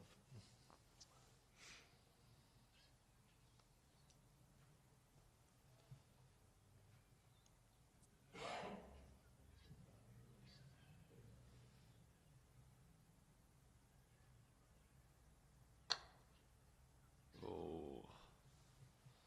I must say, I felt like that black was hiding partially from, well, by yellow. So I'm quite surprised that he took that on. But Yeah, he may have just flinched from yellow. yeah. That's good. Now, are you setting up or clearing with yellow? Well, Clearing in. that makes it fairly quick answer. Well, red's Red's, only here in the yeah. centre of the south boundary.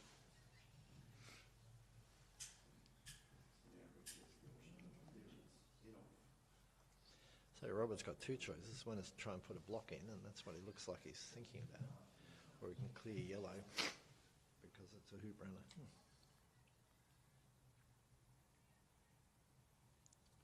Robert will probably try a block. He's not going to try and promote black, though. That looks a bit too far. Well, no, he's protected the hoop. Yeah, well, that's really secondary. I mean, running the hoop from there is quite difficult.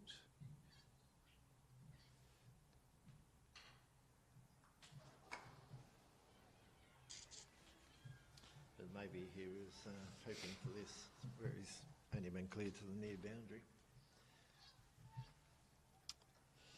But yellow's going to be cleared to the opposite boundary. That's the point. So you get the obligatory touch of the left peak visor. He doesn't go full Nadal, but he has got some habits. Well, what, the Robert Fletcher waltz? The Robert Fletcher touching the left visor before he shot. Yep, as I said, opposite boundary. Beautifully done. And he's gone off near the, on the south boundary near hoop. So that's, we were talking about the finesse. You know, it's not just clearing, it's actually picking where your ball's going. Yeah.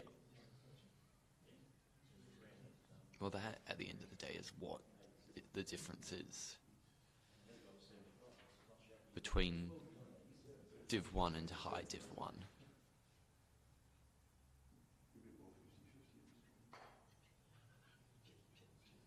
I thought you just wound up a bit more than usual.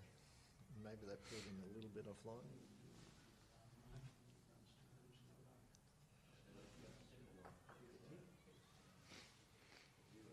Now, I have a feeling he wanted that tap, but he couldn't be bothered waiting.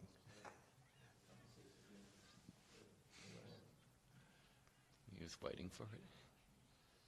So he's lining up two hoops in a row. Yeah, I think he is. Don't forget to lube the legs with butter, so then it goes clean through. Oh, good try. Not enough butter. So the score is now 5-4 in the second game to Robert. Had a game yesterday where he ran 6 hoops out of 7 with red, and the other hoop, red peeled yellow. So Marty Statsman is just saying that there was a game the other day where Robert ran 6 hoops with the red ball, and the other hoop he ran by red hitting yellow through. So red ball reigned. And this game, Robert's run all of his hoops with the blue ball. So this black ball's having a day off.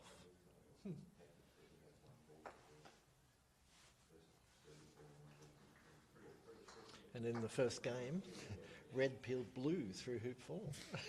So blue was still running hoops.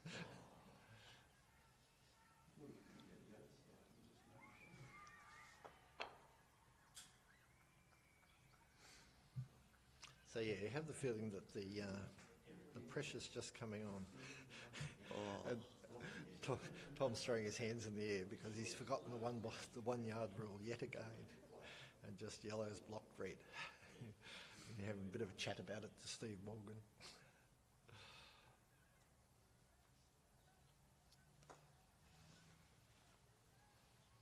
So what do you reckon? Blue just comes in Yeah. because red will take black, but black will only come to the inside corner.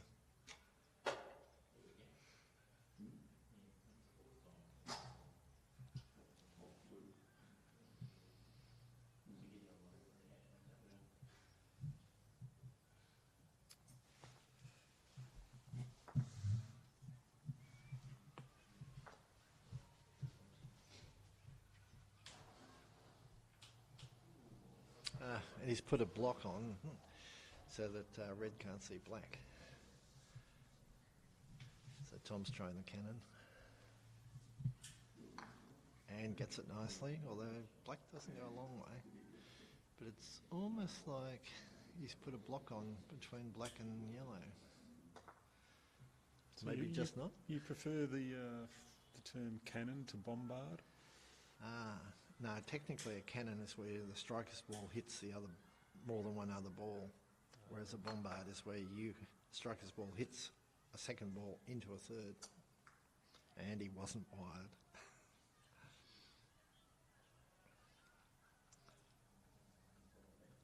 So they're worth, they don't come up a lot, but they do come up. So it's worth having a practice every now and then, but not spending hours on trying to get it right. But you can tell people who've, done a little bit of practice because they do get their angles better. Yeah.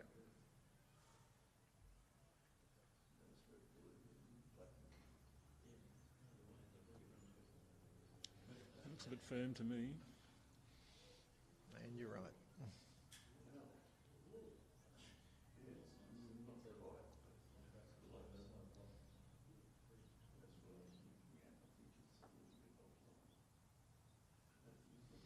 So there's no putting a ball between yellow and the referee? No, not with red there. What do you reckon? Red's got a shot at the hoop? I suppose, Tom demonstrated on hoop 5 that he can run that sort of angle. I'd still be happy to give him the shot though. Oh, sorry, I actually meant yellow. Like going to the east boundary with blue would be useful if yellow wasn't where it was.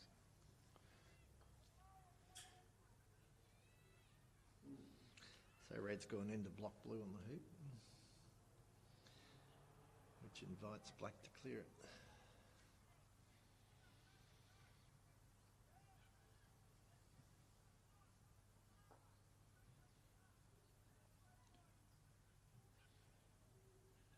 Yeah, so this shot's a nice shot on red here with black. Puts yellow in a very difficult position because blue's so far away from yellow. Oh.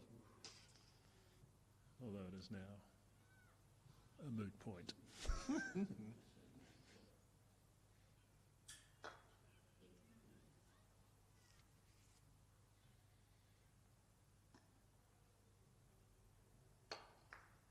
Beautiful ball. Oh, except they hit the centre peg and didn't go off to corner 1 like it was meant to. Boy, could be a double.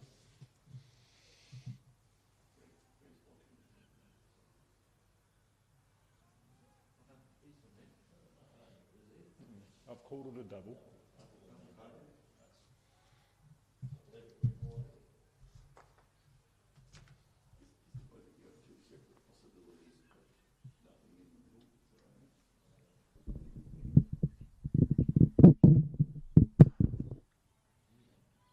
Oh, What a shot. beautiful.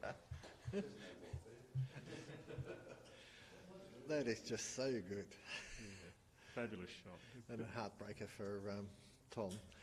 So Robert goes up 6-4. Yeah, Tom, very unfortunate again that blue hit the peg and then straightened up to that angle.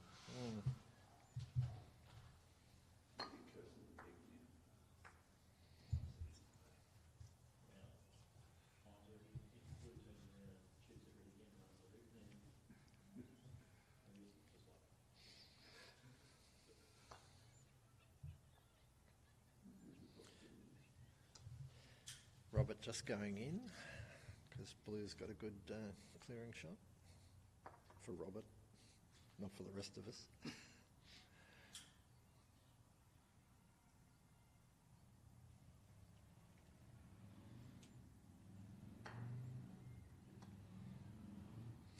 And that's not as good as clearance as Tom would have hoped for. Robert's doing the gardening to make sure that blue's... Actually, he's probably more just not distracting his lineup. The balls were picking up a bit of mud this morning, but I assume by now it's dried off.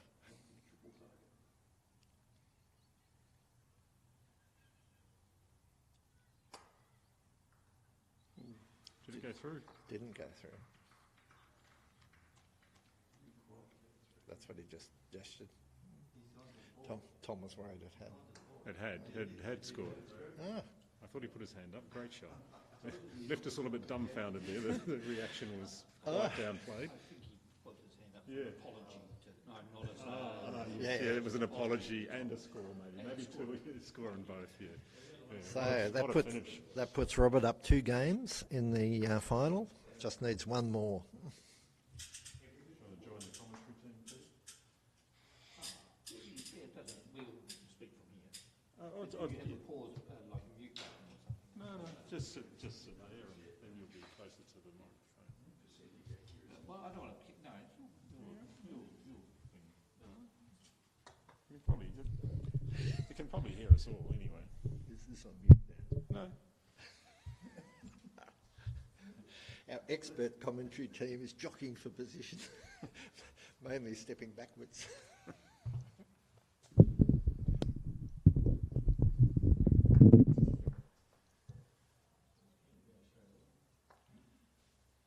Yep, Tom's very ready to resume. None of this going off and hiding in the loo for half an hour, like some players do. Well, you might do if Robert doesn't appear in the next hit. That's not decided Yeah, to it stand. looks like there'll be a bit of a break. So. Have you run the percentages yet, Marty? Yeah, Tom improved by 3% to 78. Yeah. So 78% accuracy for Tom in that game, And Robert dropped by 7% to 80. and Robert dropped to 80. So it's basically just one shot between them. And that's pretty reflective of the scoreline in the 2 games then, isn't it?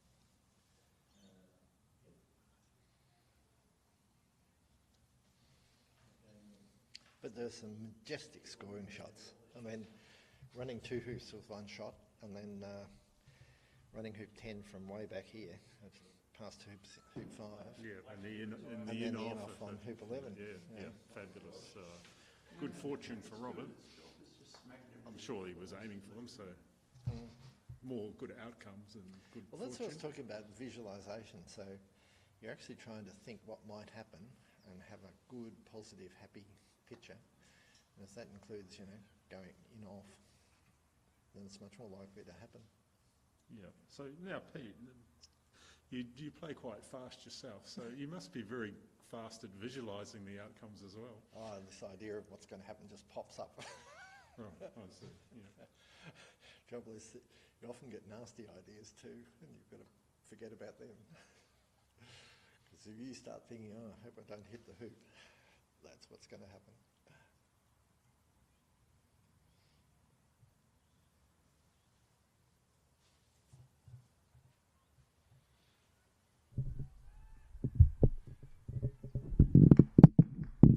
So, Peter, just while we've pointed the camera at these other games while the guys take a break, what do you think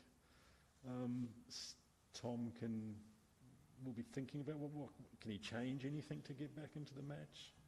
Does he just keep swinging the way he's going?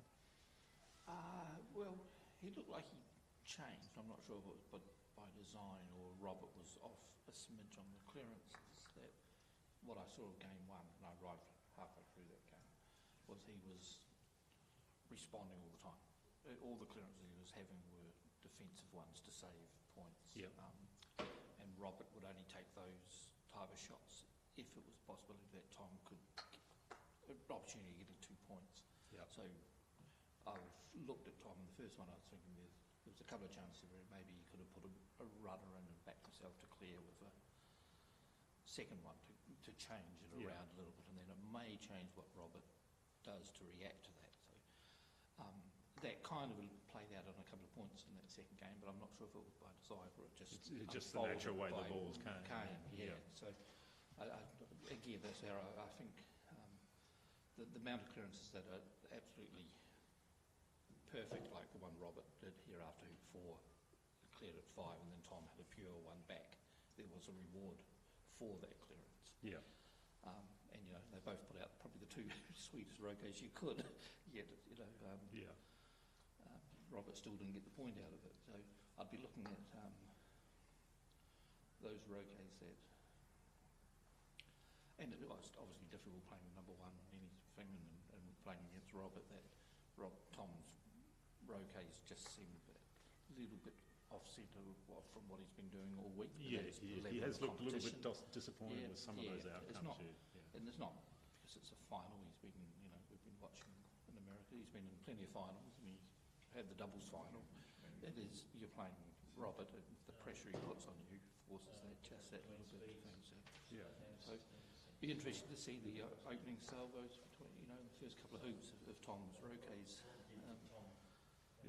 Heading in the middle, and possibly I think the break's probably a good thing for Tom, even though it looked like he wanted to go. He wanted to get out there now because he was running okay. But it's tough to be down 2 games to 0 against someone of Robert's quality, and then trying to see an outcome that gets you to the. How do you get to the end? Do you make a drastic change? Do you just go, well, Robert had to hit some incredible shots on those last 3 hoops, the last 2 hoops to do that, to get the victory, so do you, Josh? So Tom, all week has been playing quite big and been quite aggressive and got stuff going, and certainly that, if that got hot for him, he could take a game off Robert, but the strategy of now he needs obviously 3 games in a row. It just means that everything's got to be pinpoint accurate and look for just, and for me the secret for that is Tom's Roquet, that if he can get clearance, if he can get that going and be more in the middle of the ball, he could. So, and if he takes game free by being like that, then Robert has to respond to that. It gives Tom a bit of a clear path what to do in the next one. I don't think we need to see Tom start blasting away at too much. No, I think that was looking red.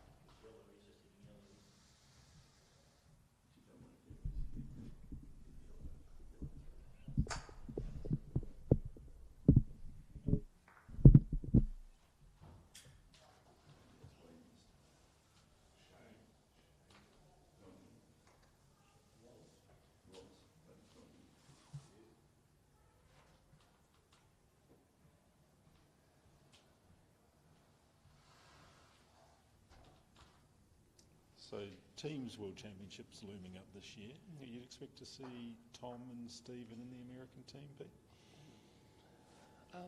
Well, yes, I think both of them have shown their quality while they've been here for this weekend.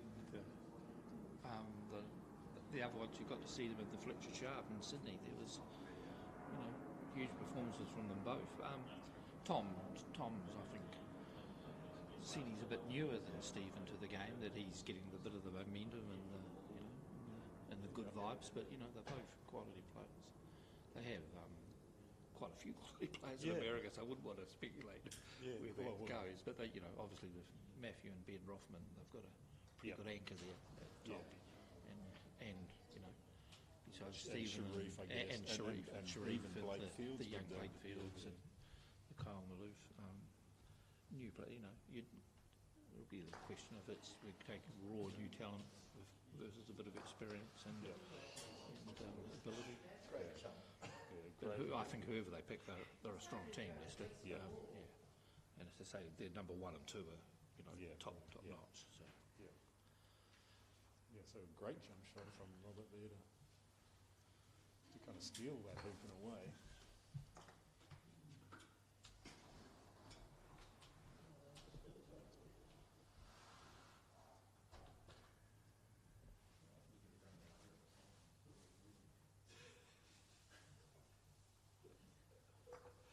And the makeup of the Kiwi team will be interesting, because we don't see a lot of Felix Webby and Edmund Fordyce playing much.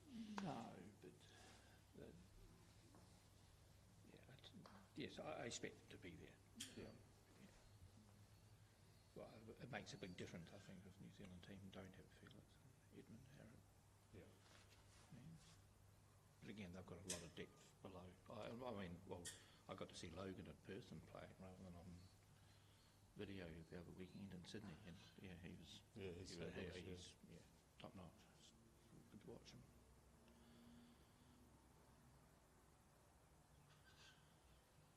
And then the younger crew like Levy Franks are coming through. They are, yes. Again, it will be good, you know, there's obviously Jenny, who's, you know, world class, and it's... Oh my word. He is on an absolute tear at the moment. It's where we miss the Trans-Tasman setup a little bit in AC and GC between Australia and New Zealand. It's the Tier 1 is the pinnacle, and having an international event like the Trans-Tasman is perfect type of training ground and preparation to give someone a taste of that. So it's difficult to...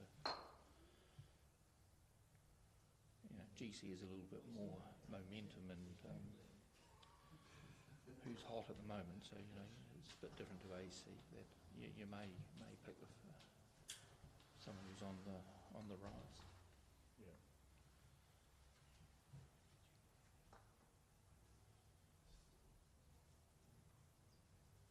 So Tom's having to deal with Robert in a white hot patch at the moment. He's running and everything he sees.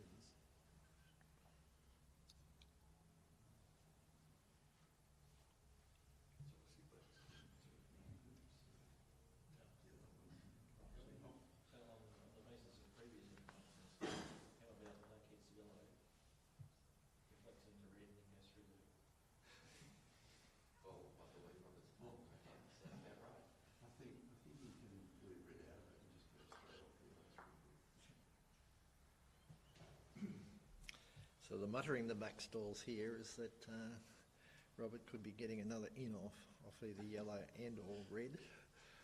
It would be another miracle shot. Ooh. And they put the mocker on him. The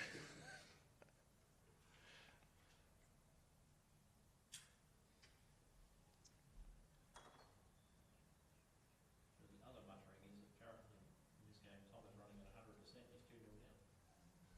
down.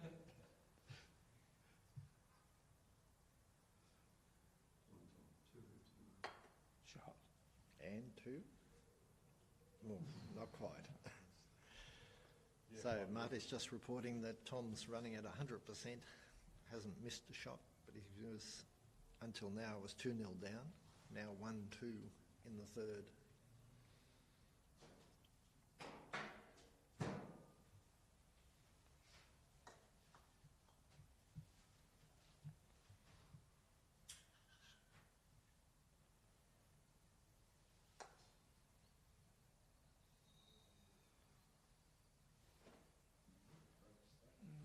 A little bit big for the well- wiring spot. Well, as you said previously, people are running it through there. It's got position, but it's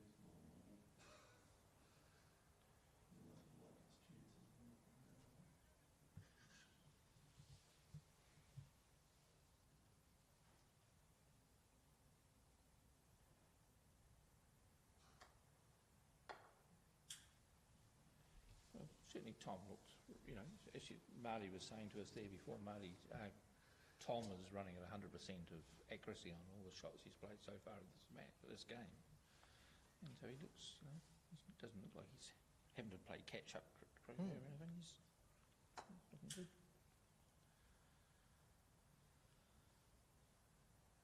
Do you think there's an issue that Robert might relax a bit too much? No, zero.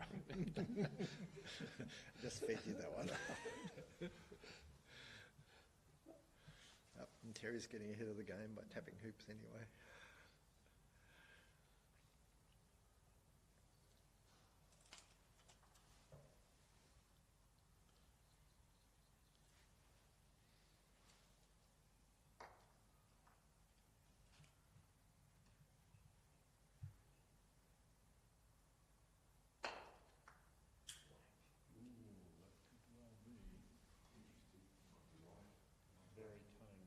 Yeah, I think it's a perfect wiring from this angle. Well, anything could be a perfect wire at this angle. I think Robert thinks he can see something. Hoop's not one. No, he's going the hoop. Might choose to fill it up with wood.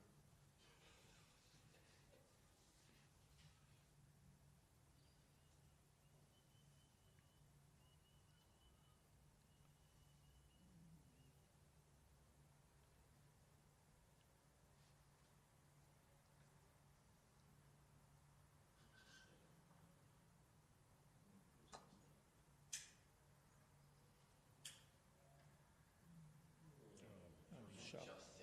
Great shot. Take that out. Jump.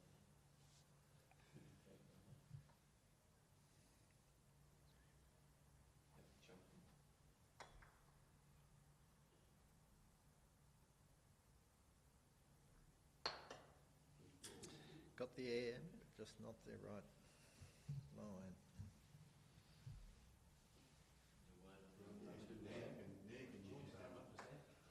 I think it's been 3-1 to Robert in the first two games, and it looks like it could well be 3-1 in this game. The commentary's mocker. You heard us for Tom. Look for a fourth match, a fourth game. Game 2, Thomas did catch and get the lead He even did the at one lead, point yeah. for a hoop, Yeah, wasn't 4-3 he? at one 4-3, point. yeah. So it's... And hoop 5's, well, yellows needs to be a good ball here, but hoop 5's, you know, a bit of a... Well, really, Whoever hits the sweetest on the important shot. Yeah, that's right. Yeah. we're following a pattern. This game should finish 7-5 Yeah. to Robert's. 7-5. No, only because of the existing, sorry. Only the existing score.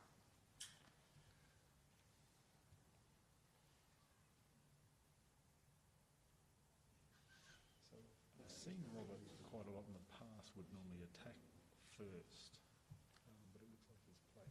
Oh no, he's changed his mind. Well, there is a clearance on black on red if Thomas wants it, so he may take this only. Just chip it away, no?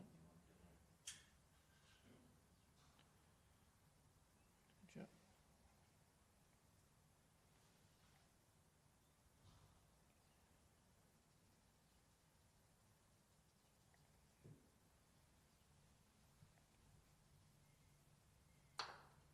Great shot. Hasn't missed much, has he?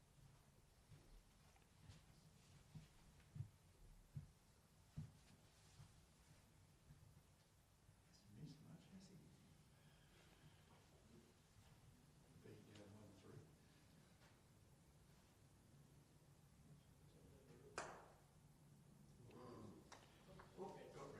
Successful over 7-yard broker. Yeah, so red wasn't there actually. Oh no, it was.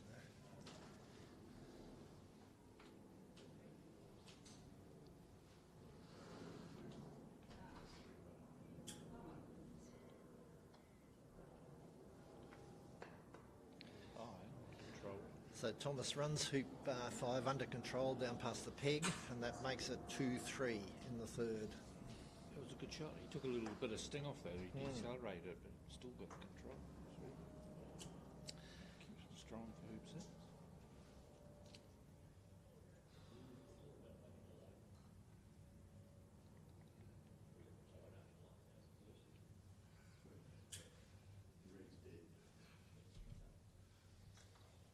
So red and black are both live, thanks to that accidental collision.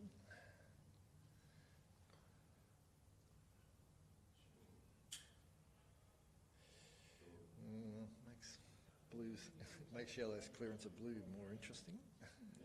Tom just said to himself, I've got to do better in those shots. Yeah. Tom does like talking aloud to himself. Quite often hearing, oh, Tom.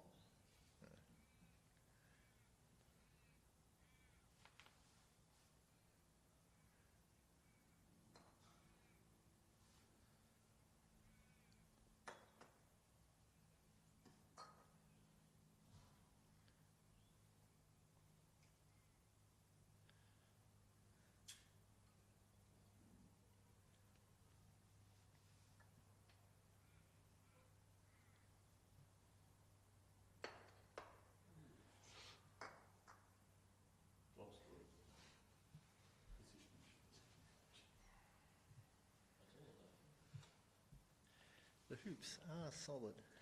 Yeah.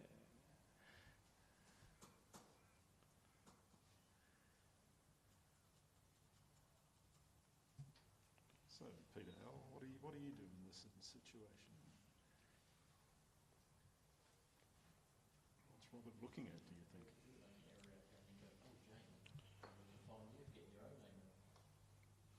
Sorry, what blue would play when red and yellow are both runners. What's he going to do, do you think? He's looking to cut that red a fair way away, isn't he? Maybe there's an angle that brings it into... I think he's trying to put blue into the hoop. And blue will, maybe get a block on the same shot, isn't it?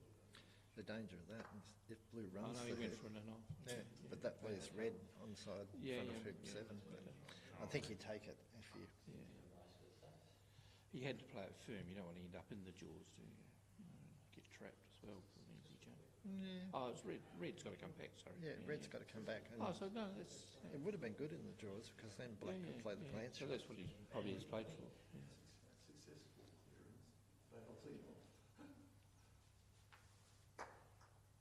Maybe when he was looking at that angle, it wasn't at the end off, it was trying to make sure the red was hidden from black on the Yeah, where he was cutting because it he was trying to look where black to yellow. But I think in the end he changed his angle. Shot. Great shot. I think he changed his angle because he did go for the in-off.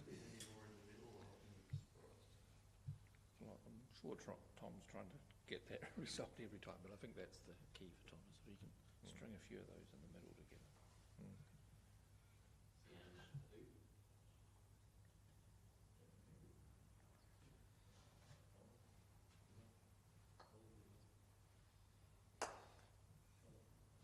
Yep.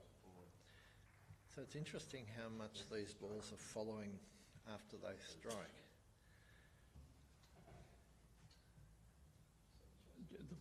A combination of the balls and the law. Yeah. And do you think that perhaps the players are leaning over a bit more, putting a bit more roll in? I think there's a lot of... the balls are rolling when they make contact, they're not skidding, so the lawn's got little bits of, green patches and brown patches, so you're getting a bit of green and a bit of, it's not rolling like a billiard table along the ground, it is getting a little bit of movement in the air. Only ever slightly to make it jump. That's a beautiful, it's a block on yellow and it's close enough to the hoop to make red interested.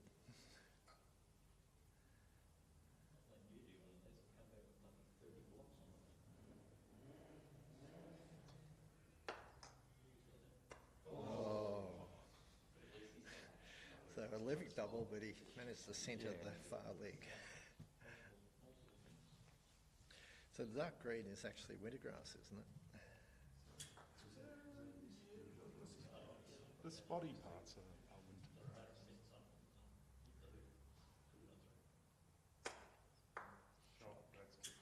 That's a perfect angle because Yeah. it's still got blue as a blocker.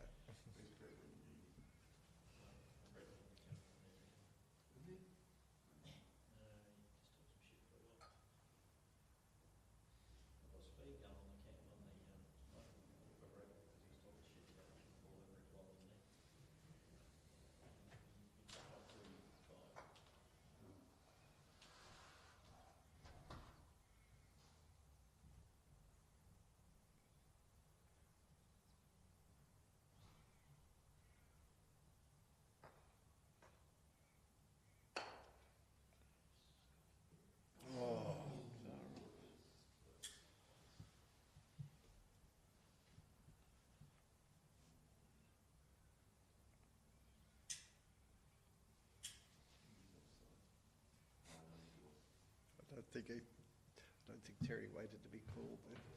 He was on tapping.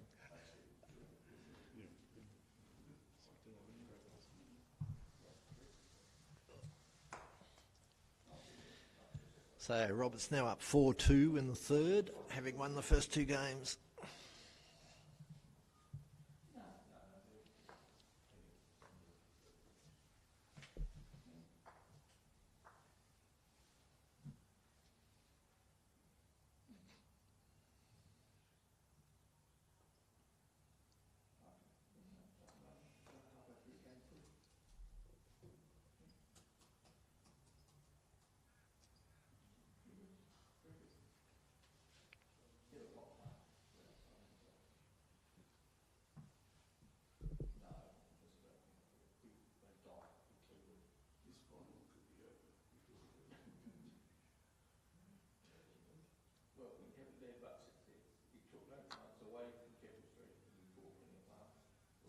too hard, I think.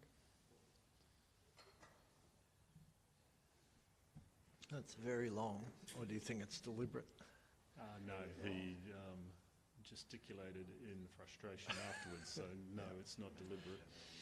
Because there's a Pete Landry concept that sometimes you're better off going past so that you're not a target, and then you've got a clearance right back the length of the lawn, or the width of the lawn in this case. Because Robert's got to go deep now, he can't go in front of the hoop. So he's going for the Egyptian position, just going out in front of the hoop.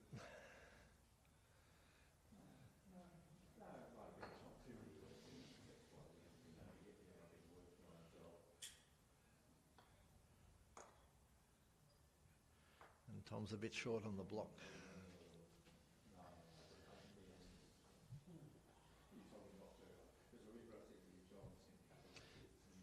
So now blue goes in as a decoy ball. Well, actually, it's irrelevant because red's not clearing black. Yeah. Yeah, these two poor positional shots by Tom have really put him in a hole. You don't want to be 2 games down and 5-2 down against Robert. There's a potential in off here. But he's too straight a shooter.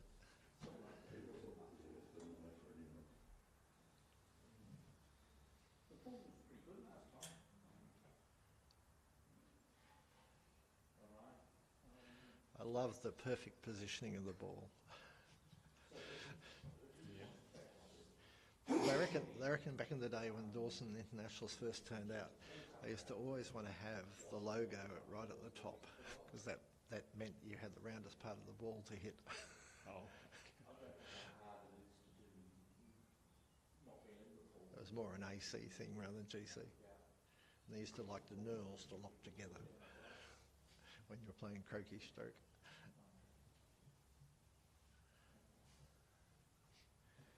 And Dawson 2s had much less knurling on them, so it was much less of an issue.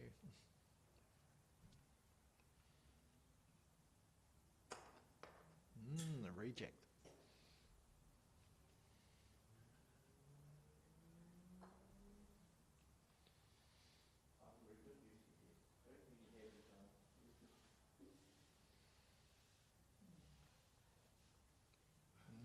No.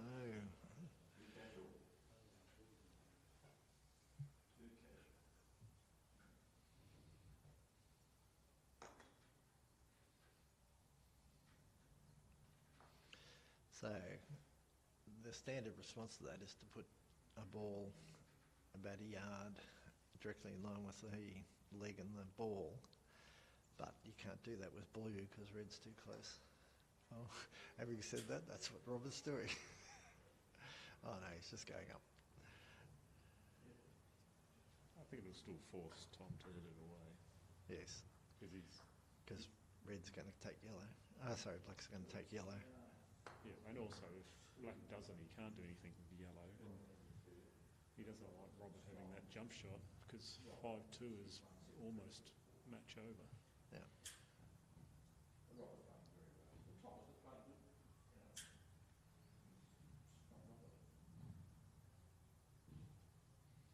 I still fancy now though going into a jumping position. I think that's what he's looking at because he's got a clearance on red with blue. Yeah. Yeah, and that looks Almost perfect. Yeah. Tom's not looking at it; he's just going in and hoping. Yeah, he has no other option. Yep. Now me, we were talking about positive visualisation. Me, I'd always be worried about red going through black at this stage. But I don't think Robert's got that in mind. Robert doesn't splay them as far and as often as you. Oh! I think that, issue. yeah, but the whole thing went wrong, I think, because he didn't want red up there, let alone blue almost taking black.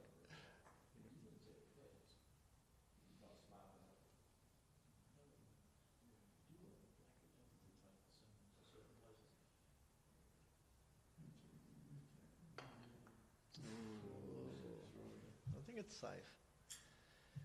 Div 2 players. Very narrow. Yep. Div 2 players would have been trying to hit the yellow through, but that gives up the whole advantage of a draws ball, which is that you'll be first down accurately to the next hoop. Yes, this is certainly a nervous wait for Tom. He needs yellow to be in its position after this, and it's gone. Great shot. And great angle. So normally you think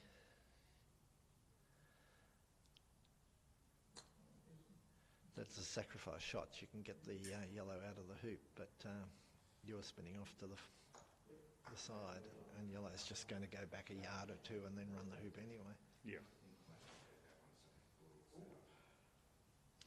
Robert's just going down to check what the black can see yellow.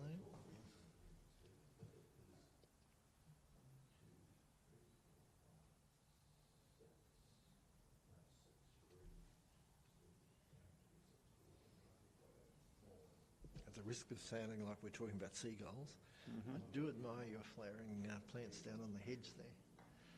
Whatever the tall, spiky things are. But The yuccas. they're yuccas. The flowers are really nice.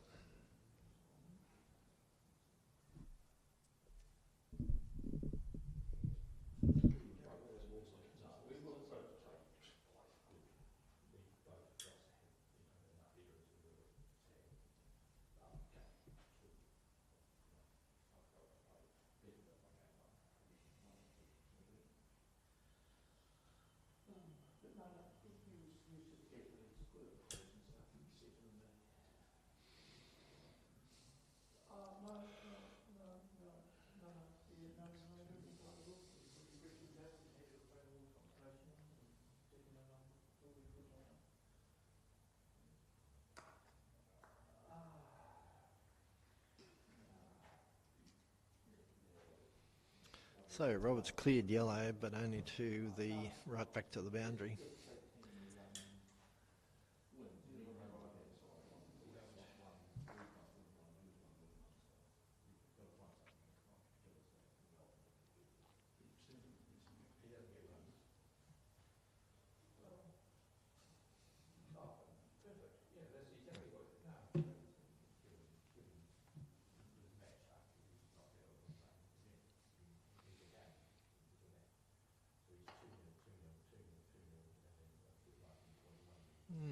Didn't hit that square, so blue hasn't gone far. I think Robert's just going to bring blue in front. Do you think? I think so. There's not much point in trying to poke red back to the border. Well, we're trying to get him to stop doing some of the specials, and he's still doing some specials. He's not going for bits and pieces. But he takes the right choices when he's under the pump. It's the great thing. Yes, he's better. He's determined. Looks pretty good. Yeah, it looks well done. Might have just, Certainly close. yeah, I think it might have just slightly overhooked it, but I think Tom will clear rather than risk trying to sneak past.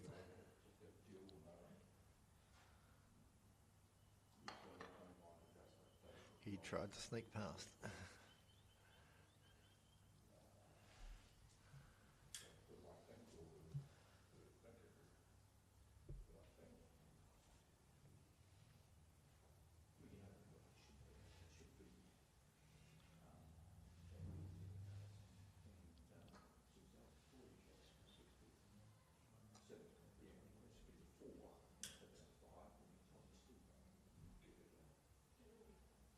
You get the feeling that this is a must-hit of this yellow. Yep.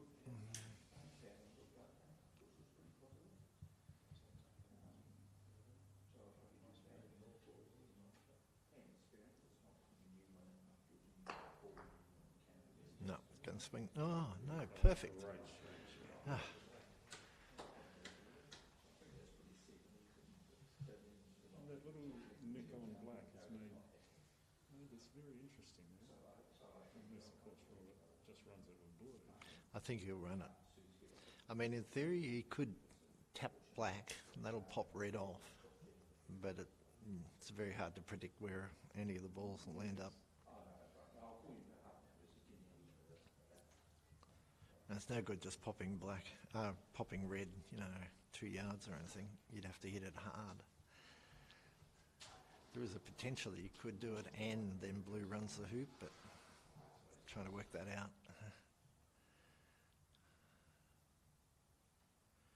I think Robert's contemplating that just to make sure that red doesn't get a shot.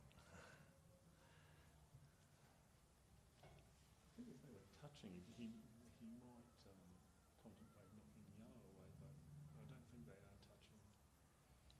Well, I think red's got a clean swing at the hoop.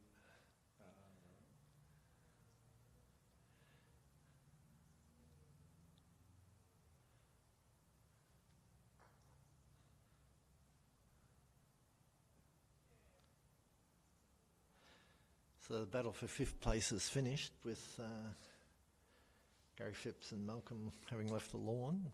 It was one game each, but I don't know the result of the third.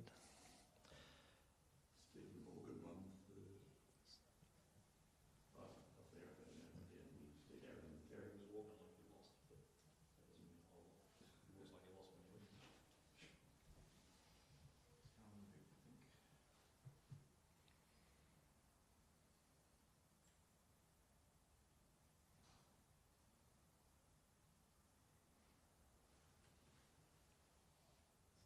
So Robert's chosen to have the hoop shot.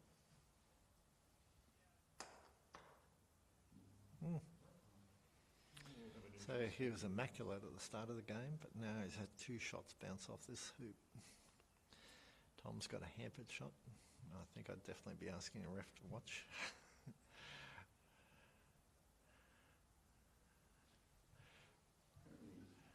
Although he's probably just called him out to tap the hoop.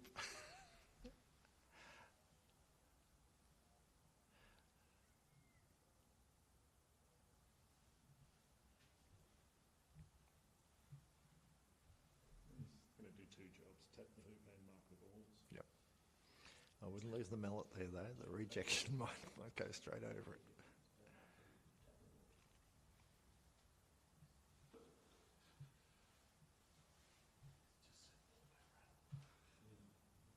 So a really big shot here for Tom. Not just running the hoop without faulting, but also getting something down in hoop 8 is going to be critical in the context of the match.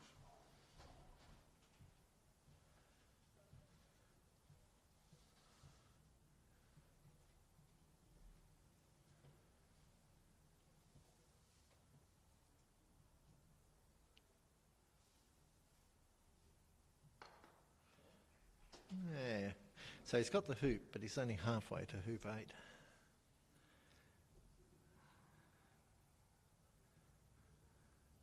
But 4-3's a mile better than 5-2 down.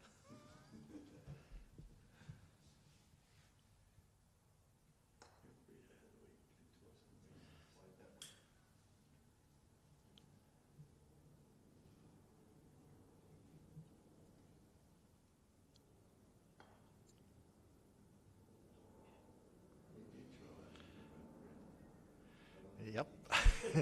You can hear the remonstrations.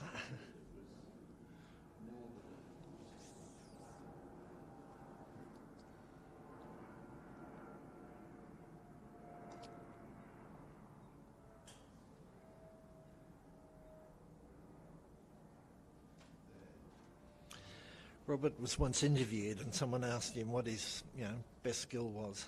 And, most people would say hoop running or things. And he said, I can read a lawn pretty well. And certainly on these lawns,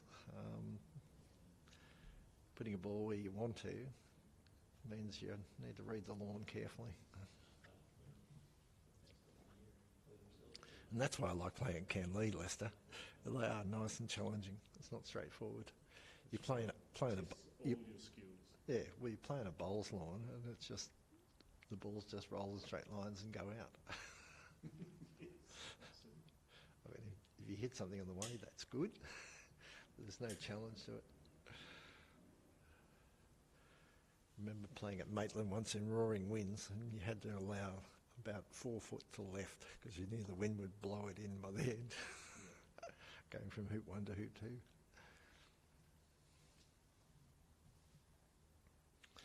So black's not a blocker for yellow. I think actually the hoop's open. Yeah.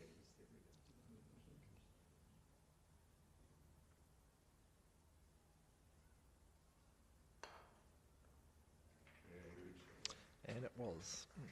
Beautiful hoop. Now 4 all. I'm staring down 5-2 to 4 all. I'm very happy with that.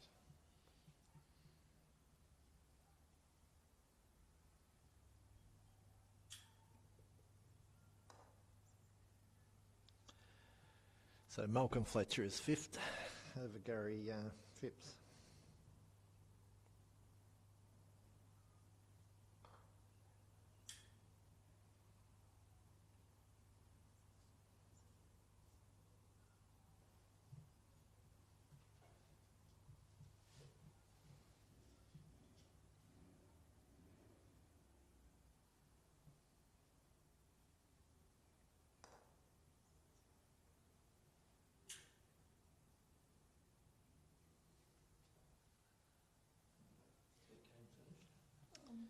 Yeah, I think Stephen got up in 3.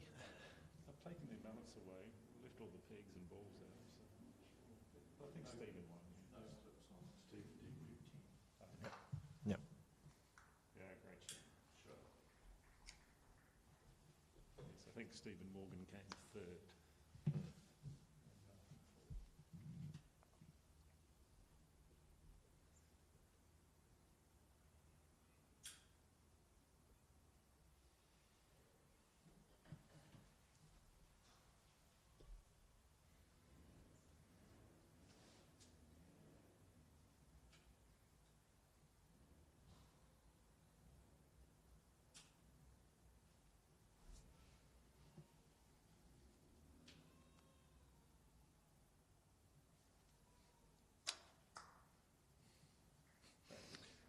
Not only was it a great clearance, but I think blue hopped over black. Yep, just popped over nicely.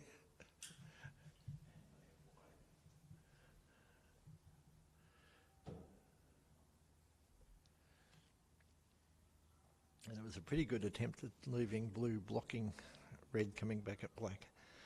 I think it's open though. Cheap by jumping over your own black.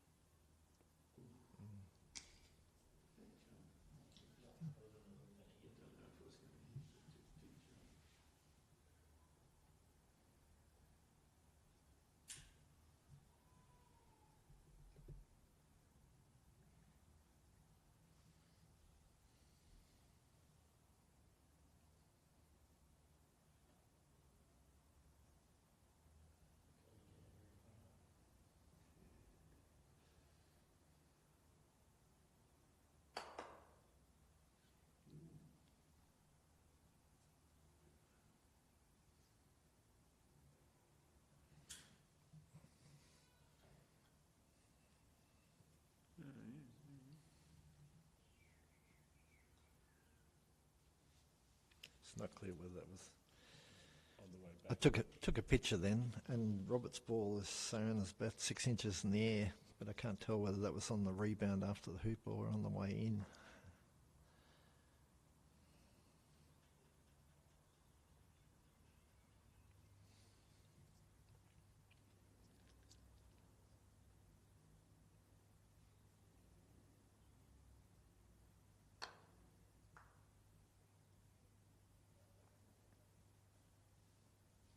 Yeah, so it's a reasonable clearance there, but yellow very vulnerable to black at this point. Yeah.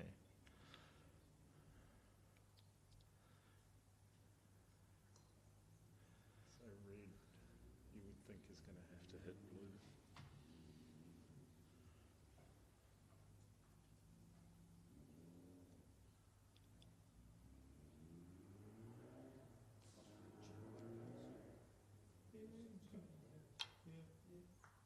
Yeah, good shot.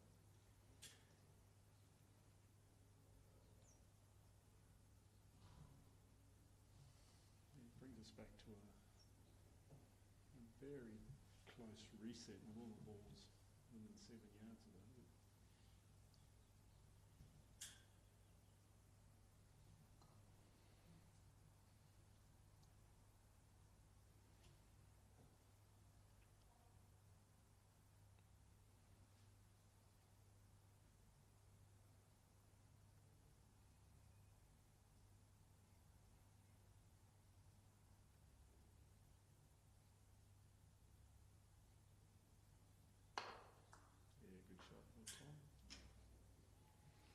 So in hindsight, black should have gone out.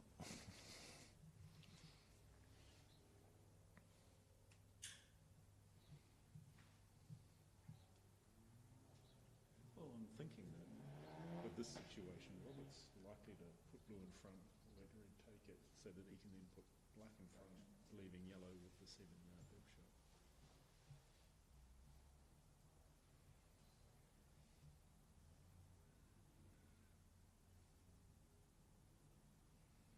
Yes, because you wouldn't want to clear red across anywhere near black. Well, have random, not any pressure, but you run yourself. No. I think you've got to put that pressure on Brady to move straight away now.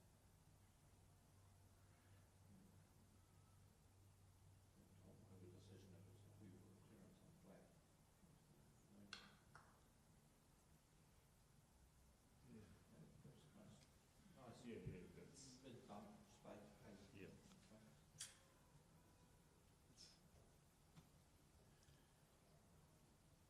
Yeah, interesting structure of this hoop with, I think Tom then had the option of hiding red behind blue and trying to hit blue away with yellow if the opportunity came. I was a little surprised that he didn't put yellow behind black.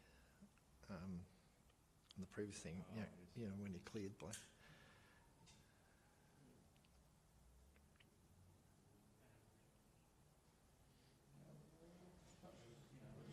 He's earned himself He's ended up fair shot. Yeah. Has he run 2 reps in a row? 2 points in a row? I think he got a point 7.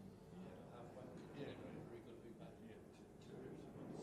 It's a nice little Momentum swing, yeah. Yeah.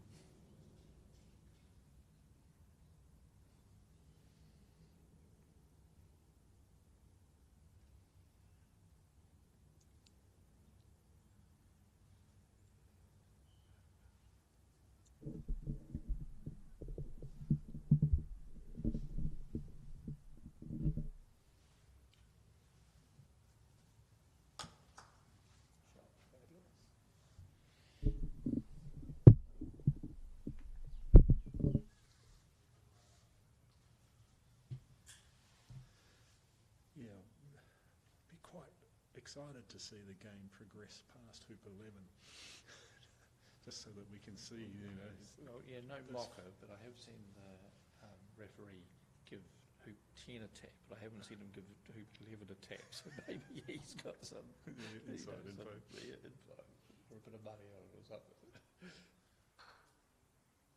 Yeah. Oh, great shot.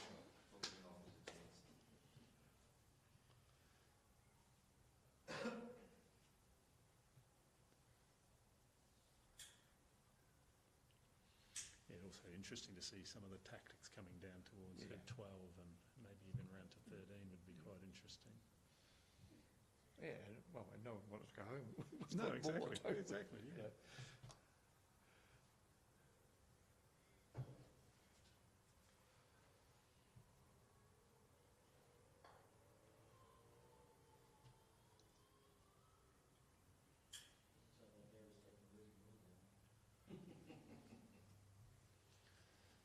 So he's got options with blue, Pete. What would... Oh, dazed off there for a minute.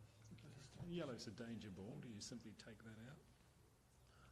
Or do you have a crack at the hoop? I think, no, I don't think Robert's Danger ball? taking those, yeah. That yellow, if Robert doesn't, if he legs that hoop, yellow's going down to 10. Yeah. No matter what, he has to take it, yeah. Yeah.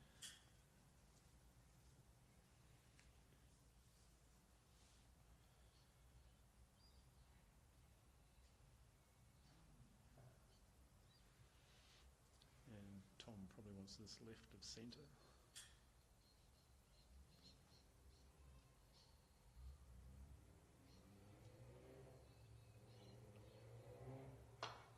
It's good got a few of them on the Left moment. centre on black. Keeps himself straight. Makes black not unrunnable, but unlikely to even try.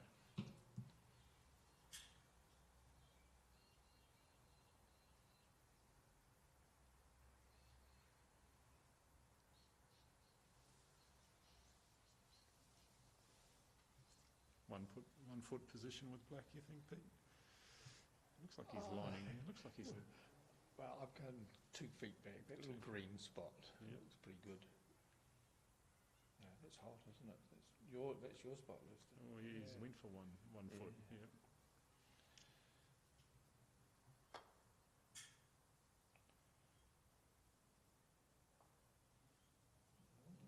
Well, if he's maintained black between blue and yellow, he's done very well.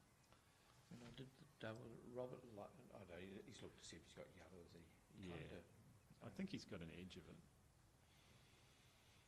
But if he was one, Robert was liking the little bumps on the black to take the hoop out of it, but Yeah. with the lawns, with a little bit of curl, it was a bit random, so he shied away from them.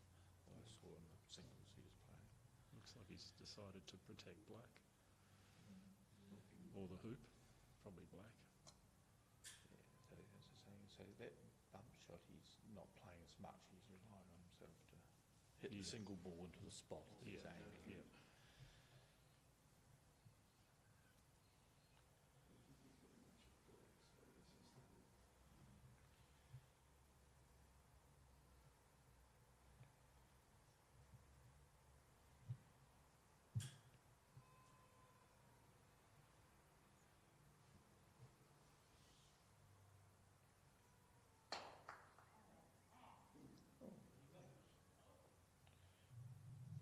Yeah, very unhappy with that. Yes, that was just a hoop shot, and it's Yeah, tweaked it out to the yeah. right, isn't it?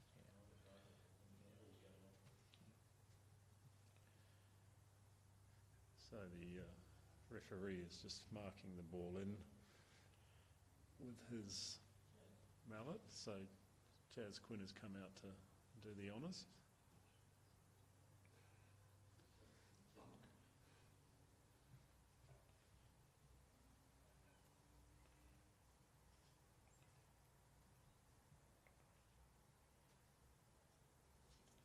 So what's Robert looking at when he crouches down like this, Pete? I haven't asked him, but Stephen Mulliner does it, but he actually gets on the ground. You've seen Yeah, Stephen do it, yeah. and it's just a visionary sight thing.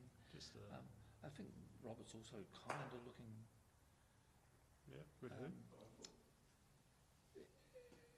at the ground. What's in front of him? If there's any Making sure there's just nothing wants a weird pure in there. shot. Yeah. It's just a routine that he in. Yep. And gets on back on track. It's a nice sighting. I don't get down as low as Robert, but I have been sighting hoops a little bit more low as I can before I come in and just have a little bit more feel. I like to visualise where I think it's going to end up after you run it a bit. Yeah, And yeah. it's a nice feel to know, okay, I've just got to take that little bit of left-hand leg, just a Yeah. smidge to get that flick. Yeah. Kate's taken to not just looking at the magic aiming point, but instead she's picking something through the hoop. Yeah, that's what I do. Yeah. So it's keep switching between that Yeah, I don't. and picking a spot 6 inches in front of the ball and putting the ball straight over that. No, I'd go the other way. Put a ball, something to target behind the ball, further along. I'm really go Yeah. right in the distance. Yeah. But whatever works and gets things clearances or hoops running and some technique that you come up with. And I think the trick is to practice it and give it a chance to work, rather than. But I think Stephen Mulliner just likes to show off his push-ups. Well, he could well do. Yes.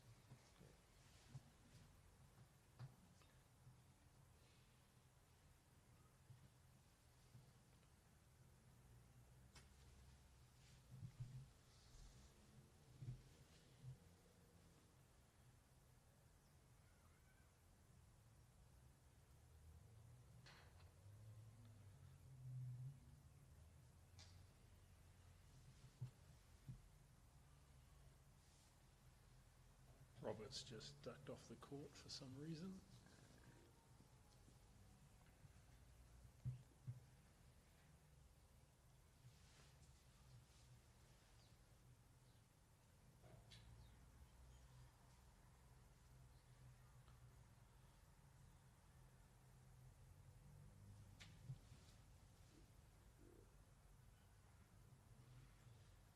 Pete, one of your favourite topics, the variety in Australian uniforms. So Robert's jacket looks really grey from here.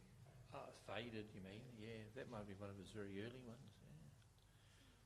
Yeah. But they are comfortable. I think it was that Grey-Tex or whatever the company was that were making it for us. They are very comfortable.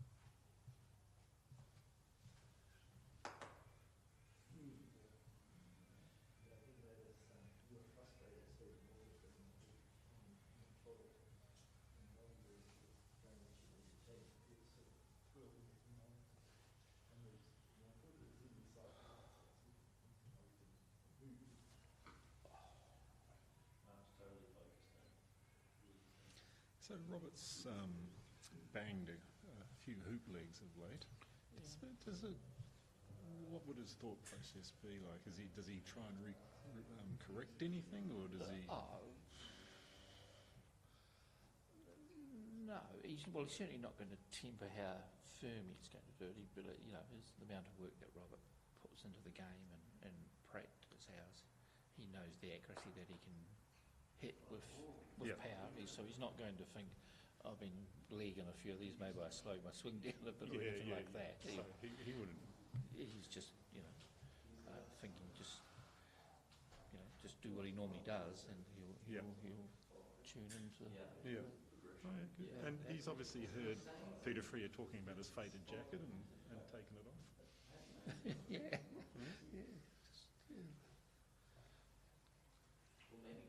I mean, you get a lot, we all leg off hoops and different things, and a lot of the comments is that they need to slow the swing down because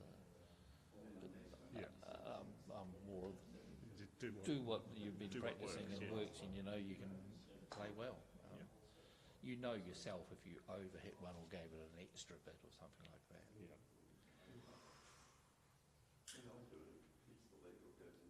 And it's never because you used power that caused it to not run the hoop. It is just the accuracy part of the equation. Yeah. And for most people, trying to hit harder means you lose accuracy. I see on Robert's shoulder, he's got a number on his shoulder there. It should be 62. Is that his AC team number? That was his Mac Robinson Shield debut number, based on, there was 3 debuts in that team that year, and he was ranked the highest. Yeah. So he got 62.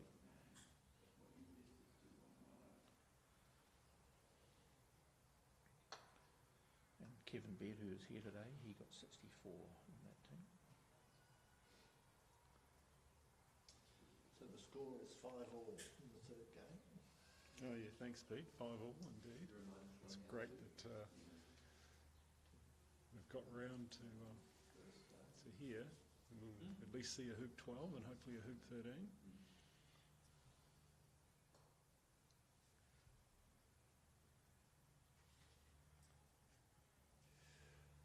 yard rule.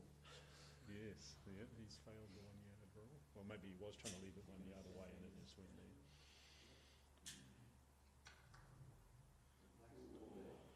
Yeah, that was always the risk. And, well, I'm quite keen I'm barracking for Robert obviously, but quite keen for Tom to win this game, so we push it into a 4th and I have to work out how I'm going to get some lunch. Well, yes. as an Australian croquet player, I'd like Robert to win this, freeze it. and, Freeze it? And, well, we will, you know, if it was a best of three match and a team thing, it'd be 2-0 would be done, but I'd like to shut them out. Yeah. And it'll, may hold some relevance come tier 1 time. But as a spectator and a viewer here and probably at home watching on your YouTube streaming, then yes, if it goes to 4 or 5 or 3, it would be a lot better for everyone's entertainment. I've hired the equipment for all day, so you know. You know, it's, I thought get you'd full splashed usage. out. No, I thought I'd have a crack at hiring and then see how we go from there.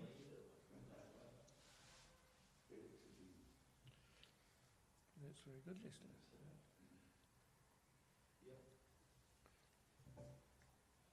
And it would be useful to know if other people want to do streaming. What's your cost value of your It's under your 500 for this for a day. for the setup? Yeah. And to buy the equipment, I think all the equipment that we would use is about $5,000, depending on how much you want to spend. You can probably get cheaper products to do it. And it looks like state of the art, new stuff. Doesn't it? Oh, I think I've probably hired this out a few times. A long hoop from Tom. Yeah.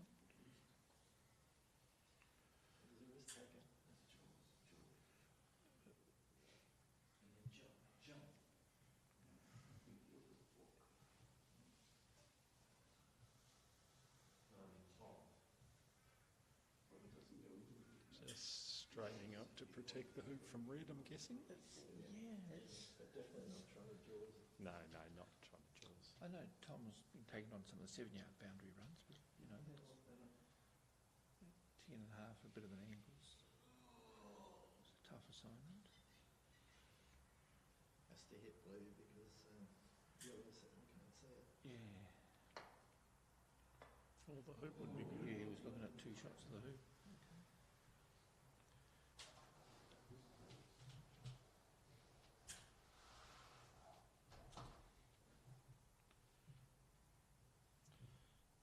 Robert's contemplating whether black tries to run the hoop.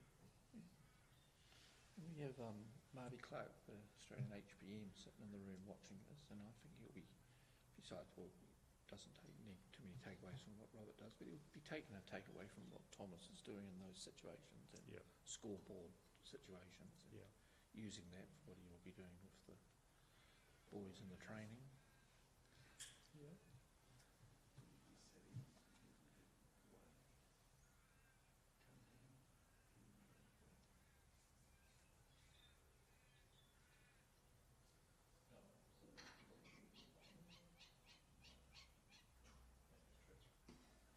So that was an interesting shot because the alternative was just to go to the pig. Yeah, so what's that thing about on tilt, Peter? Because I think the first shot at the hoop was probably the wrong. I think he was so successful at those bump away clearances that chipping away the hoop running ball on the right side of the ball was the line of play. Yeah. And then all of a sudden now you've played the first one and missed, and now you've got to recover it. You've got to do something back. Yeah. So the second one was probably worthy of doing something, but as Peter says, it's very, going to be tough to win. He couldn't see blue, so unless he was trying to run them back at the hoop, it's still one shot. It's a difficult decision with yellow because blue can run this as it has, nice and close. So that's why But you it's- want yellow at the pig. So you might want yellow at halfway, but it's very difficult to give up on a hoop.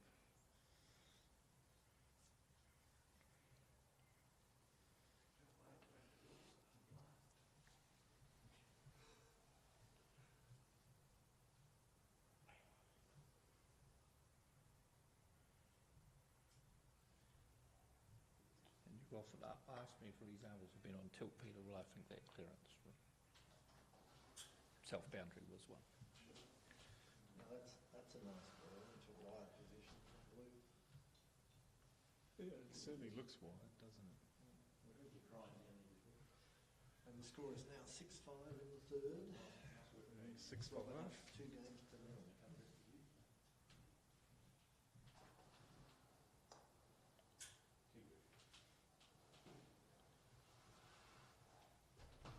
So that implies Robert doesn't. Yeah, it does imply Robert thinks he can see blue. Red, sorry.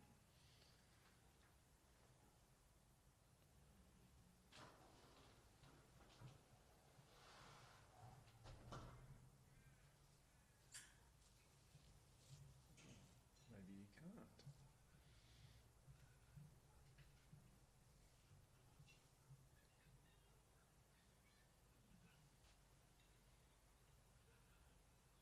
One of my least favourite options.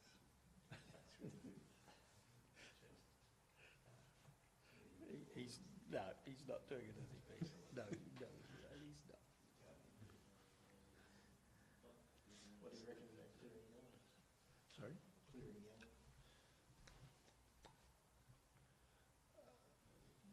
But what if red runs hoop and yellow's up there?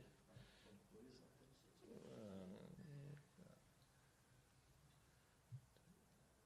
I don't know what he's thinking. I think he's willing to concede red having a shot at the hoop. I think it's angled enough that it can run, but it's difficult. He's just contemplating whether He needs blue. He doesn't want to let red just say, okay, I'm just Yeah. stunning black away and keeping 2 straight runs. I think he's finding a position where he can protect the hoop from yellow, but not give red any kind of in off. Is he just simply playing a very weighted shot in front of the hoop? Yeah. Okay. Add to the pressure of, Yeah. even if you stun this away, this black ball away, you still have to deal with my blue. So it may force Tom into taking the hoop on, but no. I think yellow can see the hoop.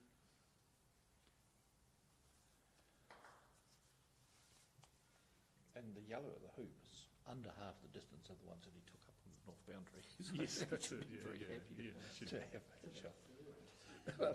Well, yes, that is under half, isn't Yeah, it? the hoop will be looking like a By- barn door by from that fractions, range. correct.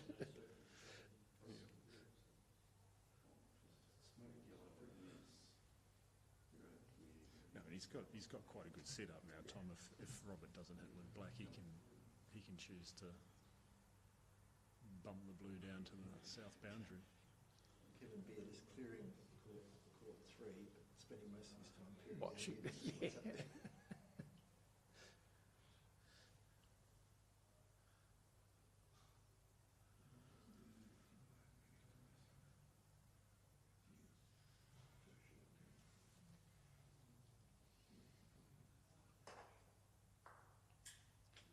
Shot.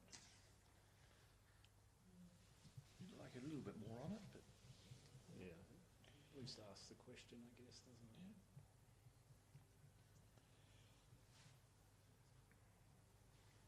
it'd be interesting if Marty gives that a fail or a pass. I think he'll give that a pass, Mark.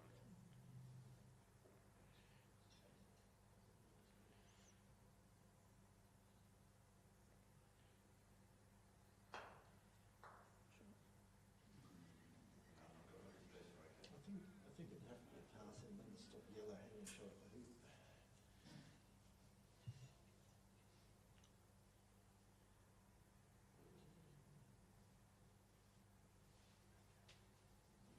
Perfect setup for him. Just think it's the worst husband.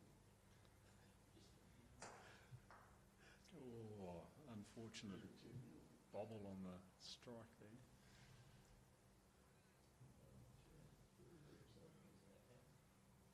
But blue's still close enough. He can bring black in and have a swipe at red with blue.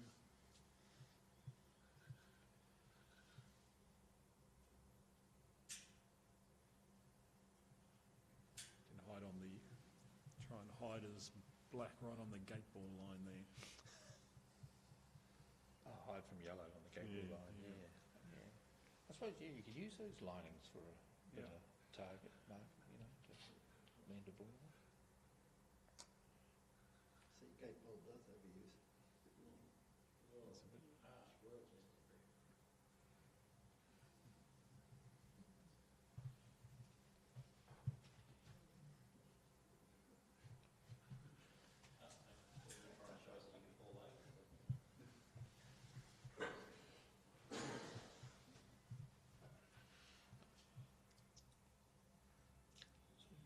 Tom's playing a good patient point here. Yep. He needs it because he obviously needs the point. Yeah. Yeah.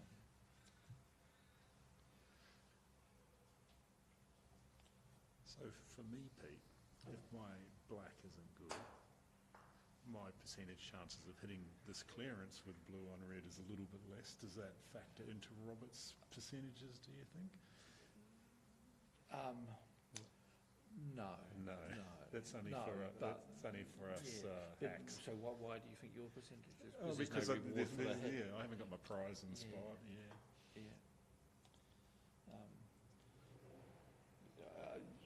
I mean, at hoop 12, you're just obviously there's no reward, and you see that when you Yeah. walk up to the shot. It's now Yeah. I've got to save this point to get back Yeah. into the point. Well, having said that, he does have some reward He here does. because He's he's got two Tom's balls and pushed one. it up a yeah. bit. Yeah. Yes. It was really important then that black didn't hit the red, it straight into yellow. Well controlled.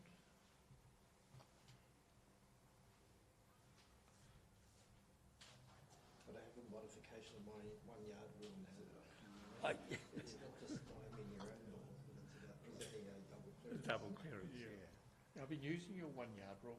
I'm not sure who you said you got it from, but I like the 1 yard rule. Made it up. Oh, you made it up? Oh, good.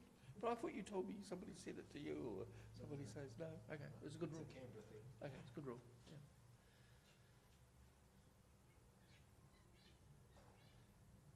It's right up there with, if you've got two upright balls, one of your balls is out of it, time to head for the hoop. No matter what.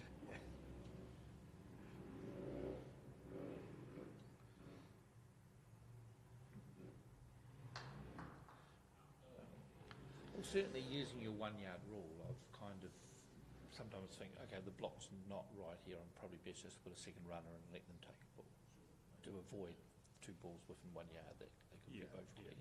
Yeah. Yeah. Very.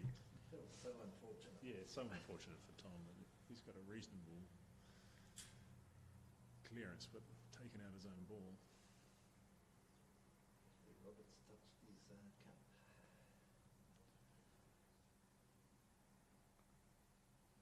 So I think he thought about taking a red, but now it's just coming in as a block on blue.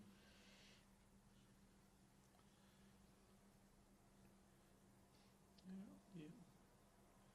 Well, healthy, firm left side of red's useful, isn't it, if Tom ran the hoop? Yeah, I think he's more focused on protecting the hoop than the. Yeah, than the yeah. blue. No, That's no. perfect. Yeah. That's perfect, Yeah. protecting the Yeah.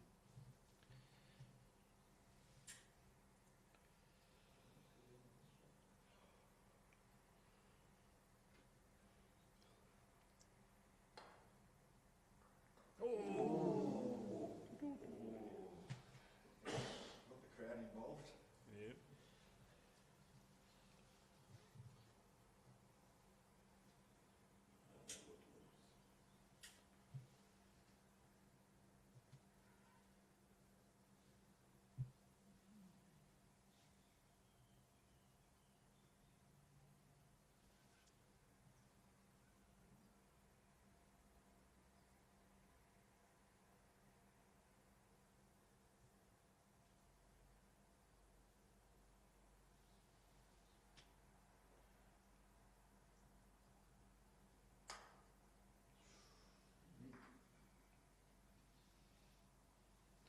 So, back to the uniforms. Robert's shirt looks really quite slick. Shiny almost, yeah. So, I haven't seen any Australian shirts like that before. Well, so Robert debuted in 2010 for the MAC numbers, but he's also been in 214, 217 and 222, so it could be any one of those years. Because you keep the same number. You keep the same with number, every but new shirt. So I'm not sure when he got long sleeve ones. That's the oddity, but that might have been the most. Just trying to get the hoops straight. Maybe that was for 2014 in New Zealand, January, summer. I don't know. So, much. He has clanged off a couple of hoops of late, but we're putting that out of his mind.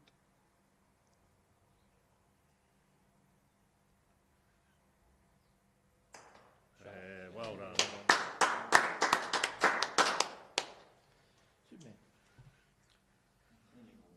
I do like Ashton's thing where he takes his cap off as he comes up the shot.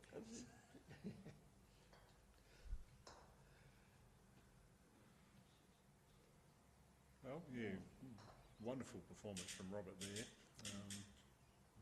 Really did much wrong at all.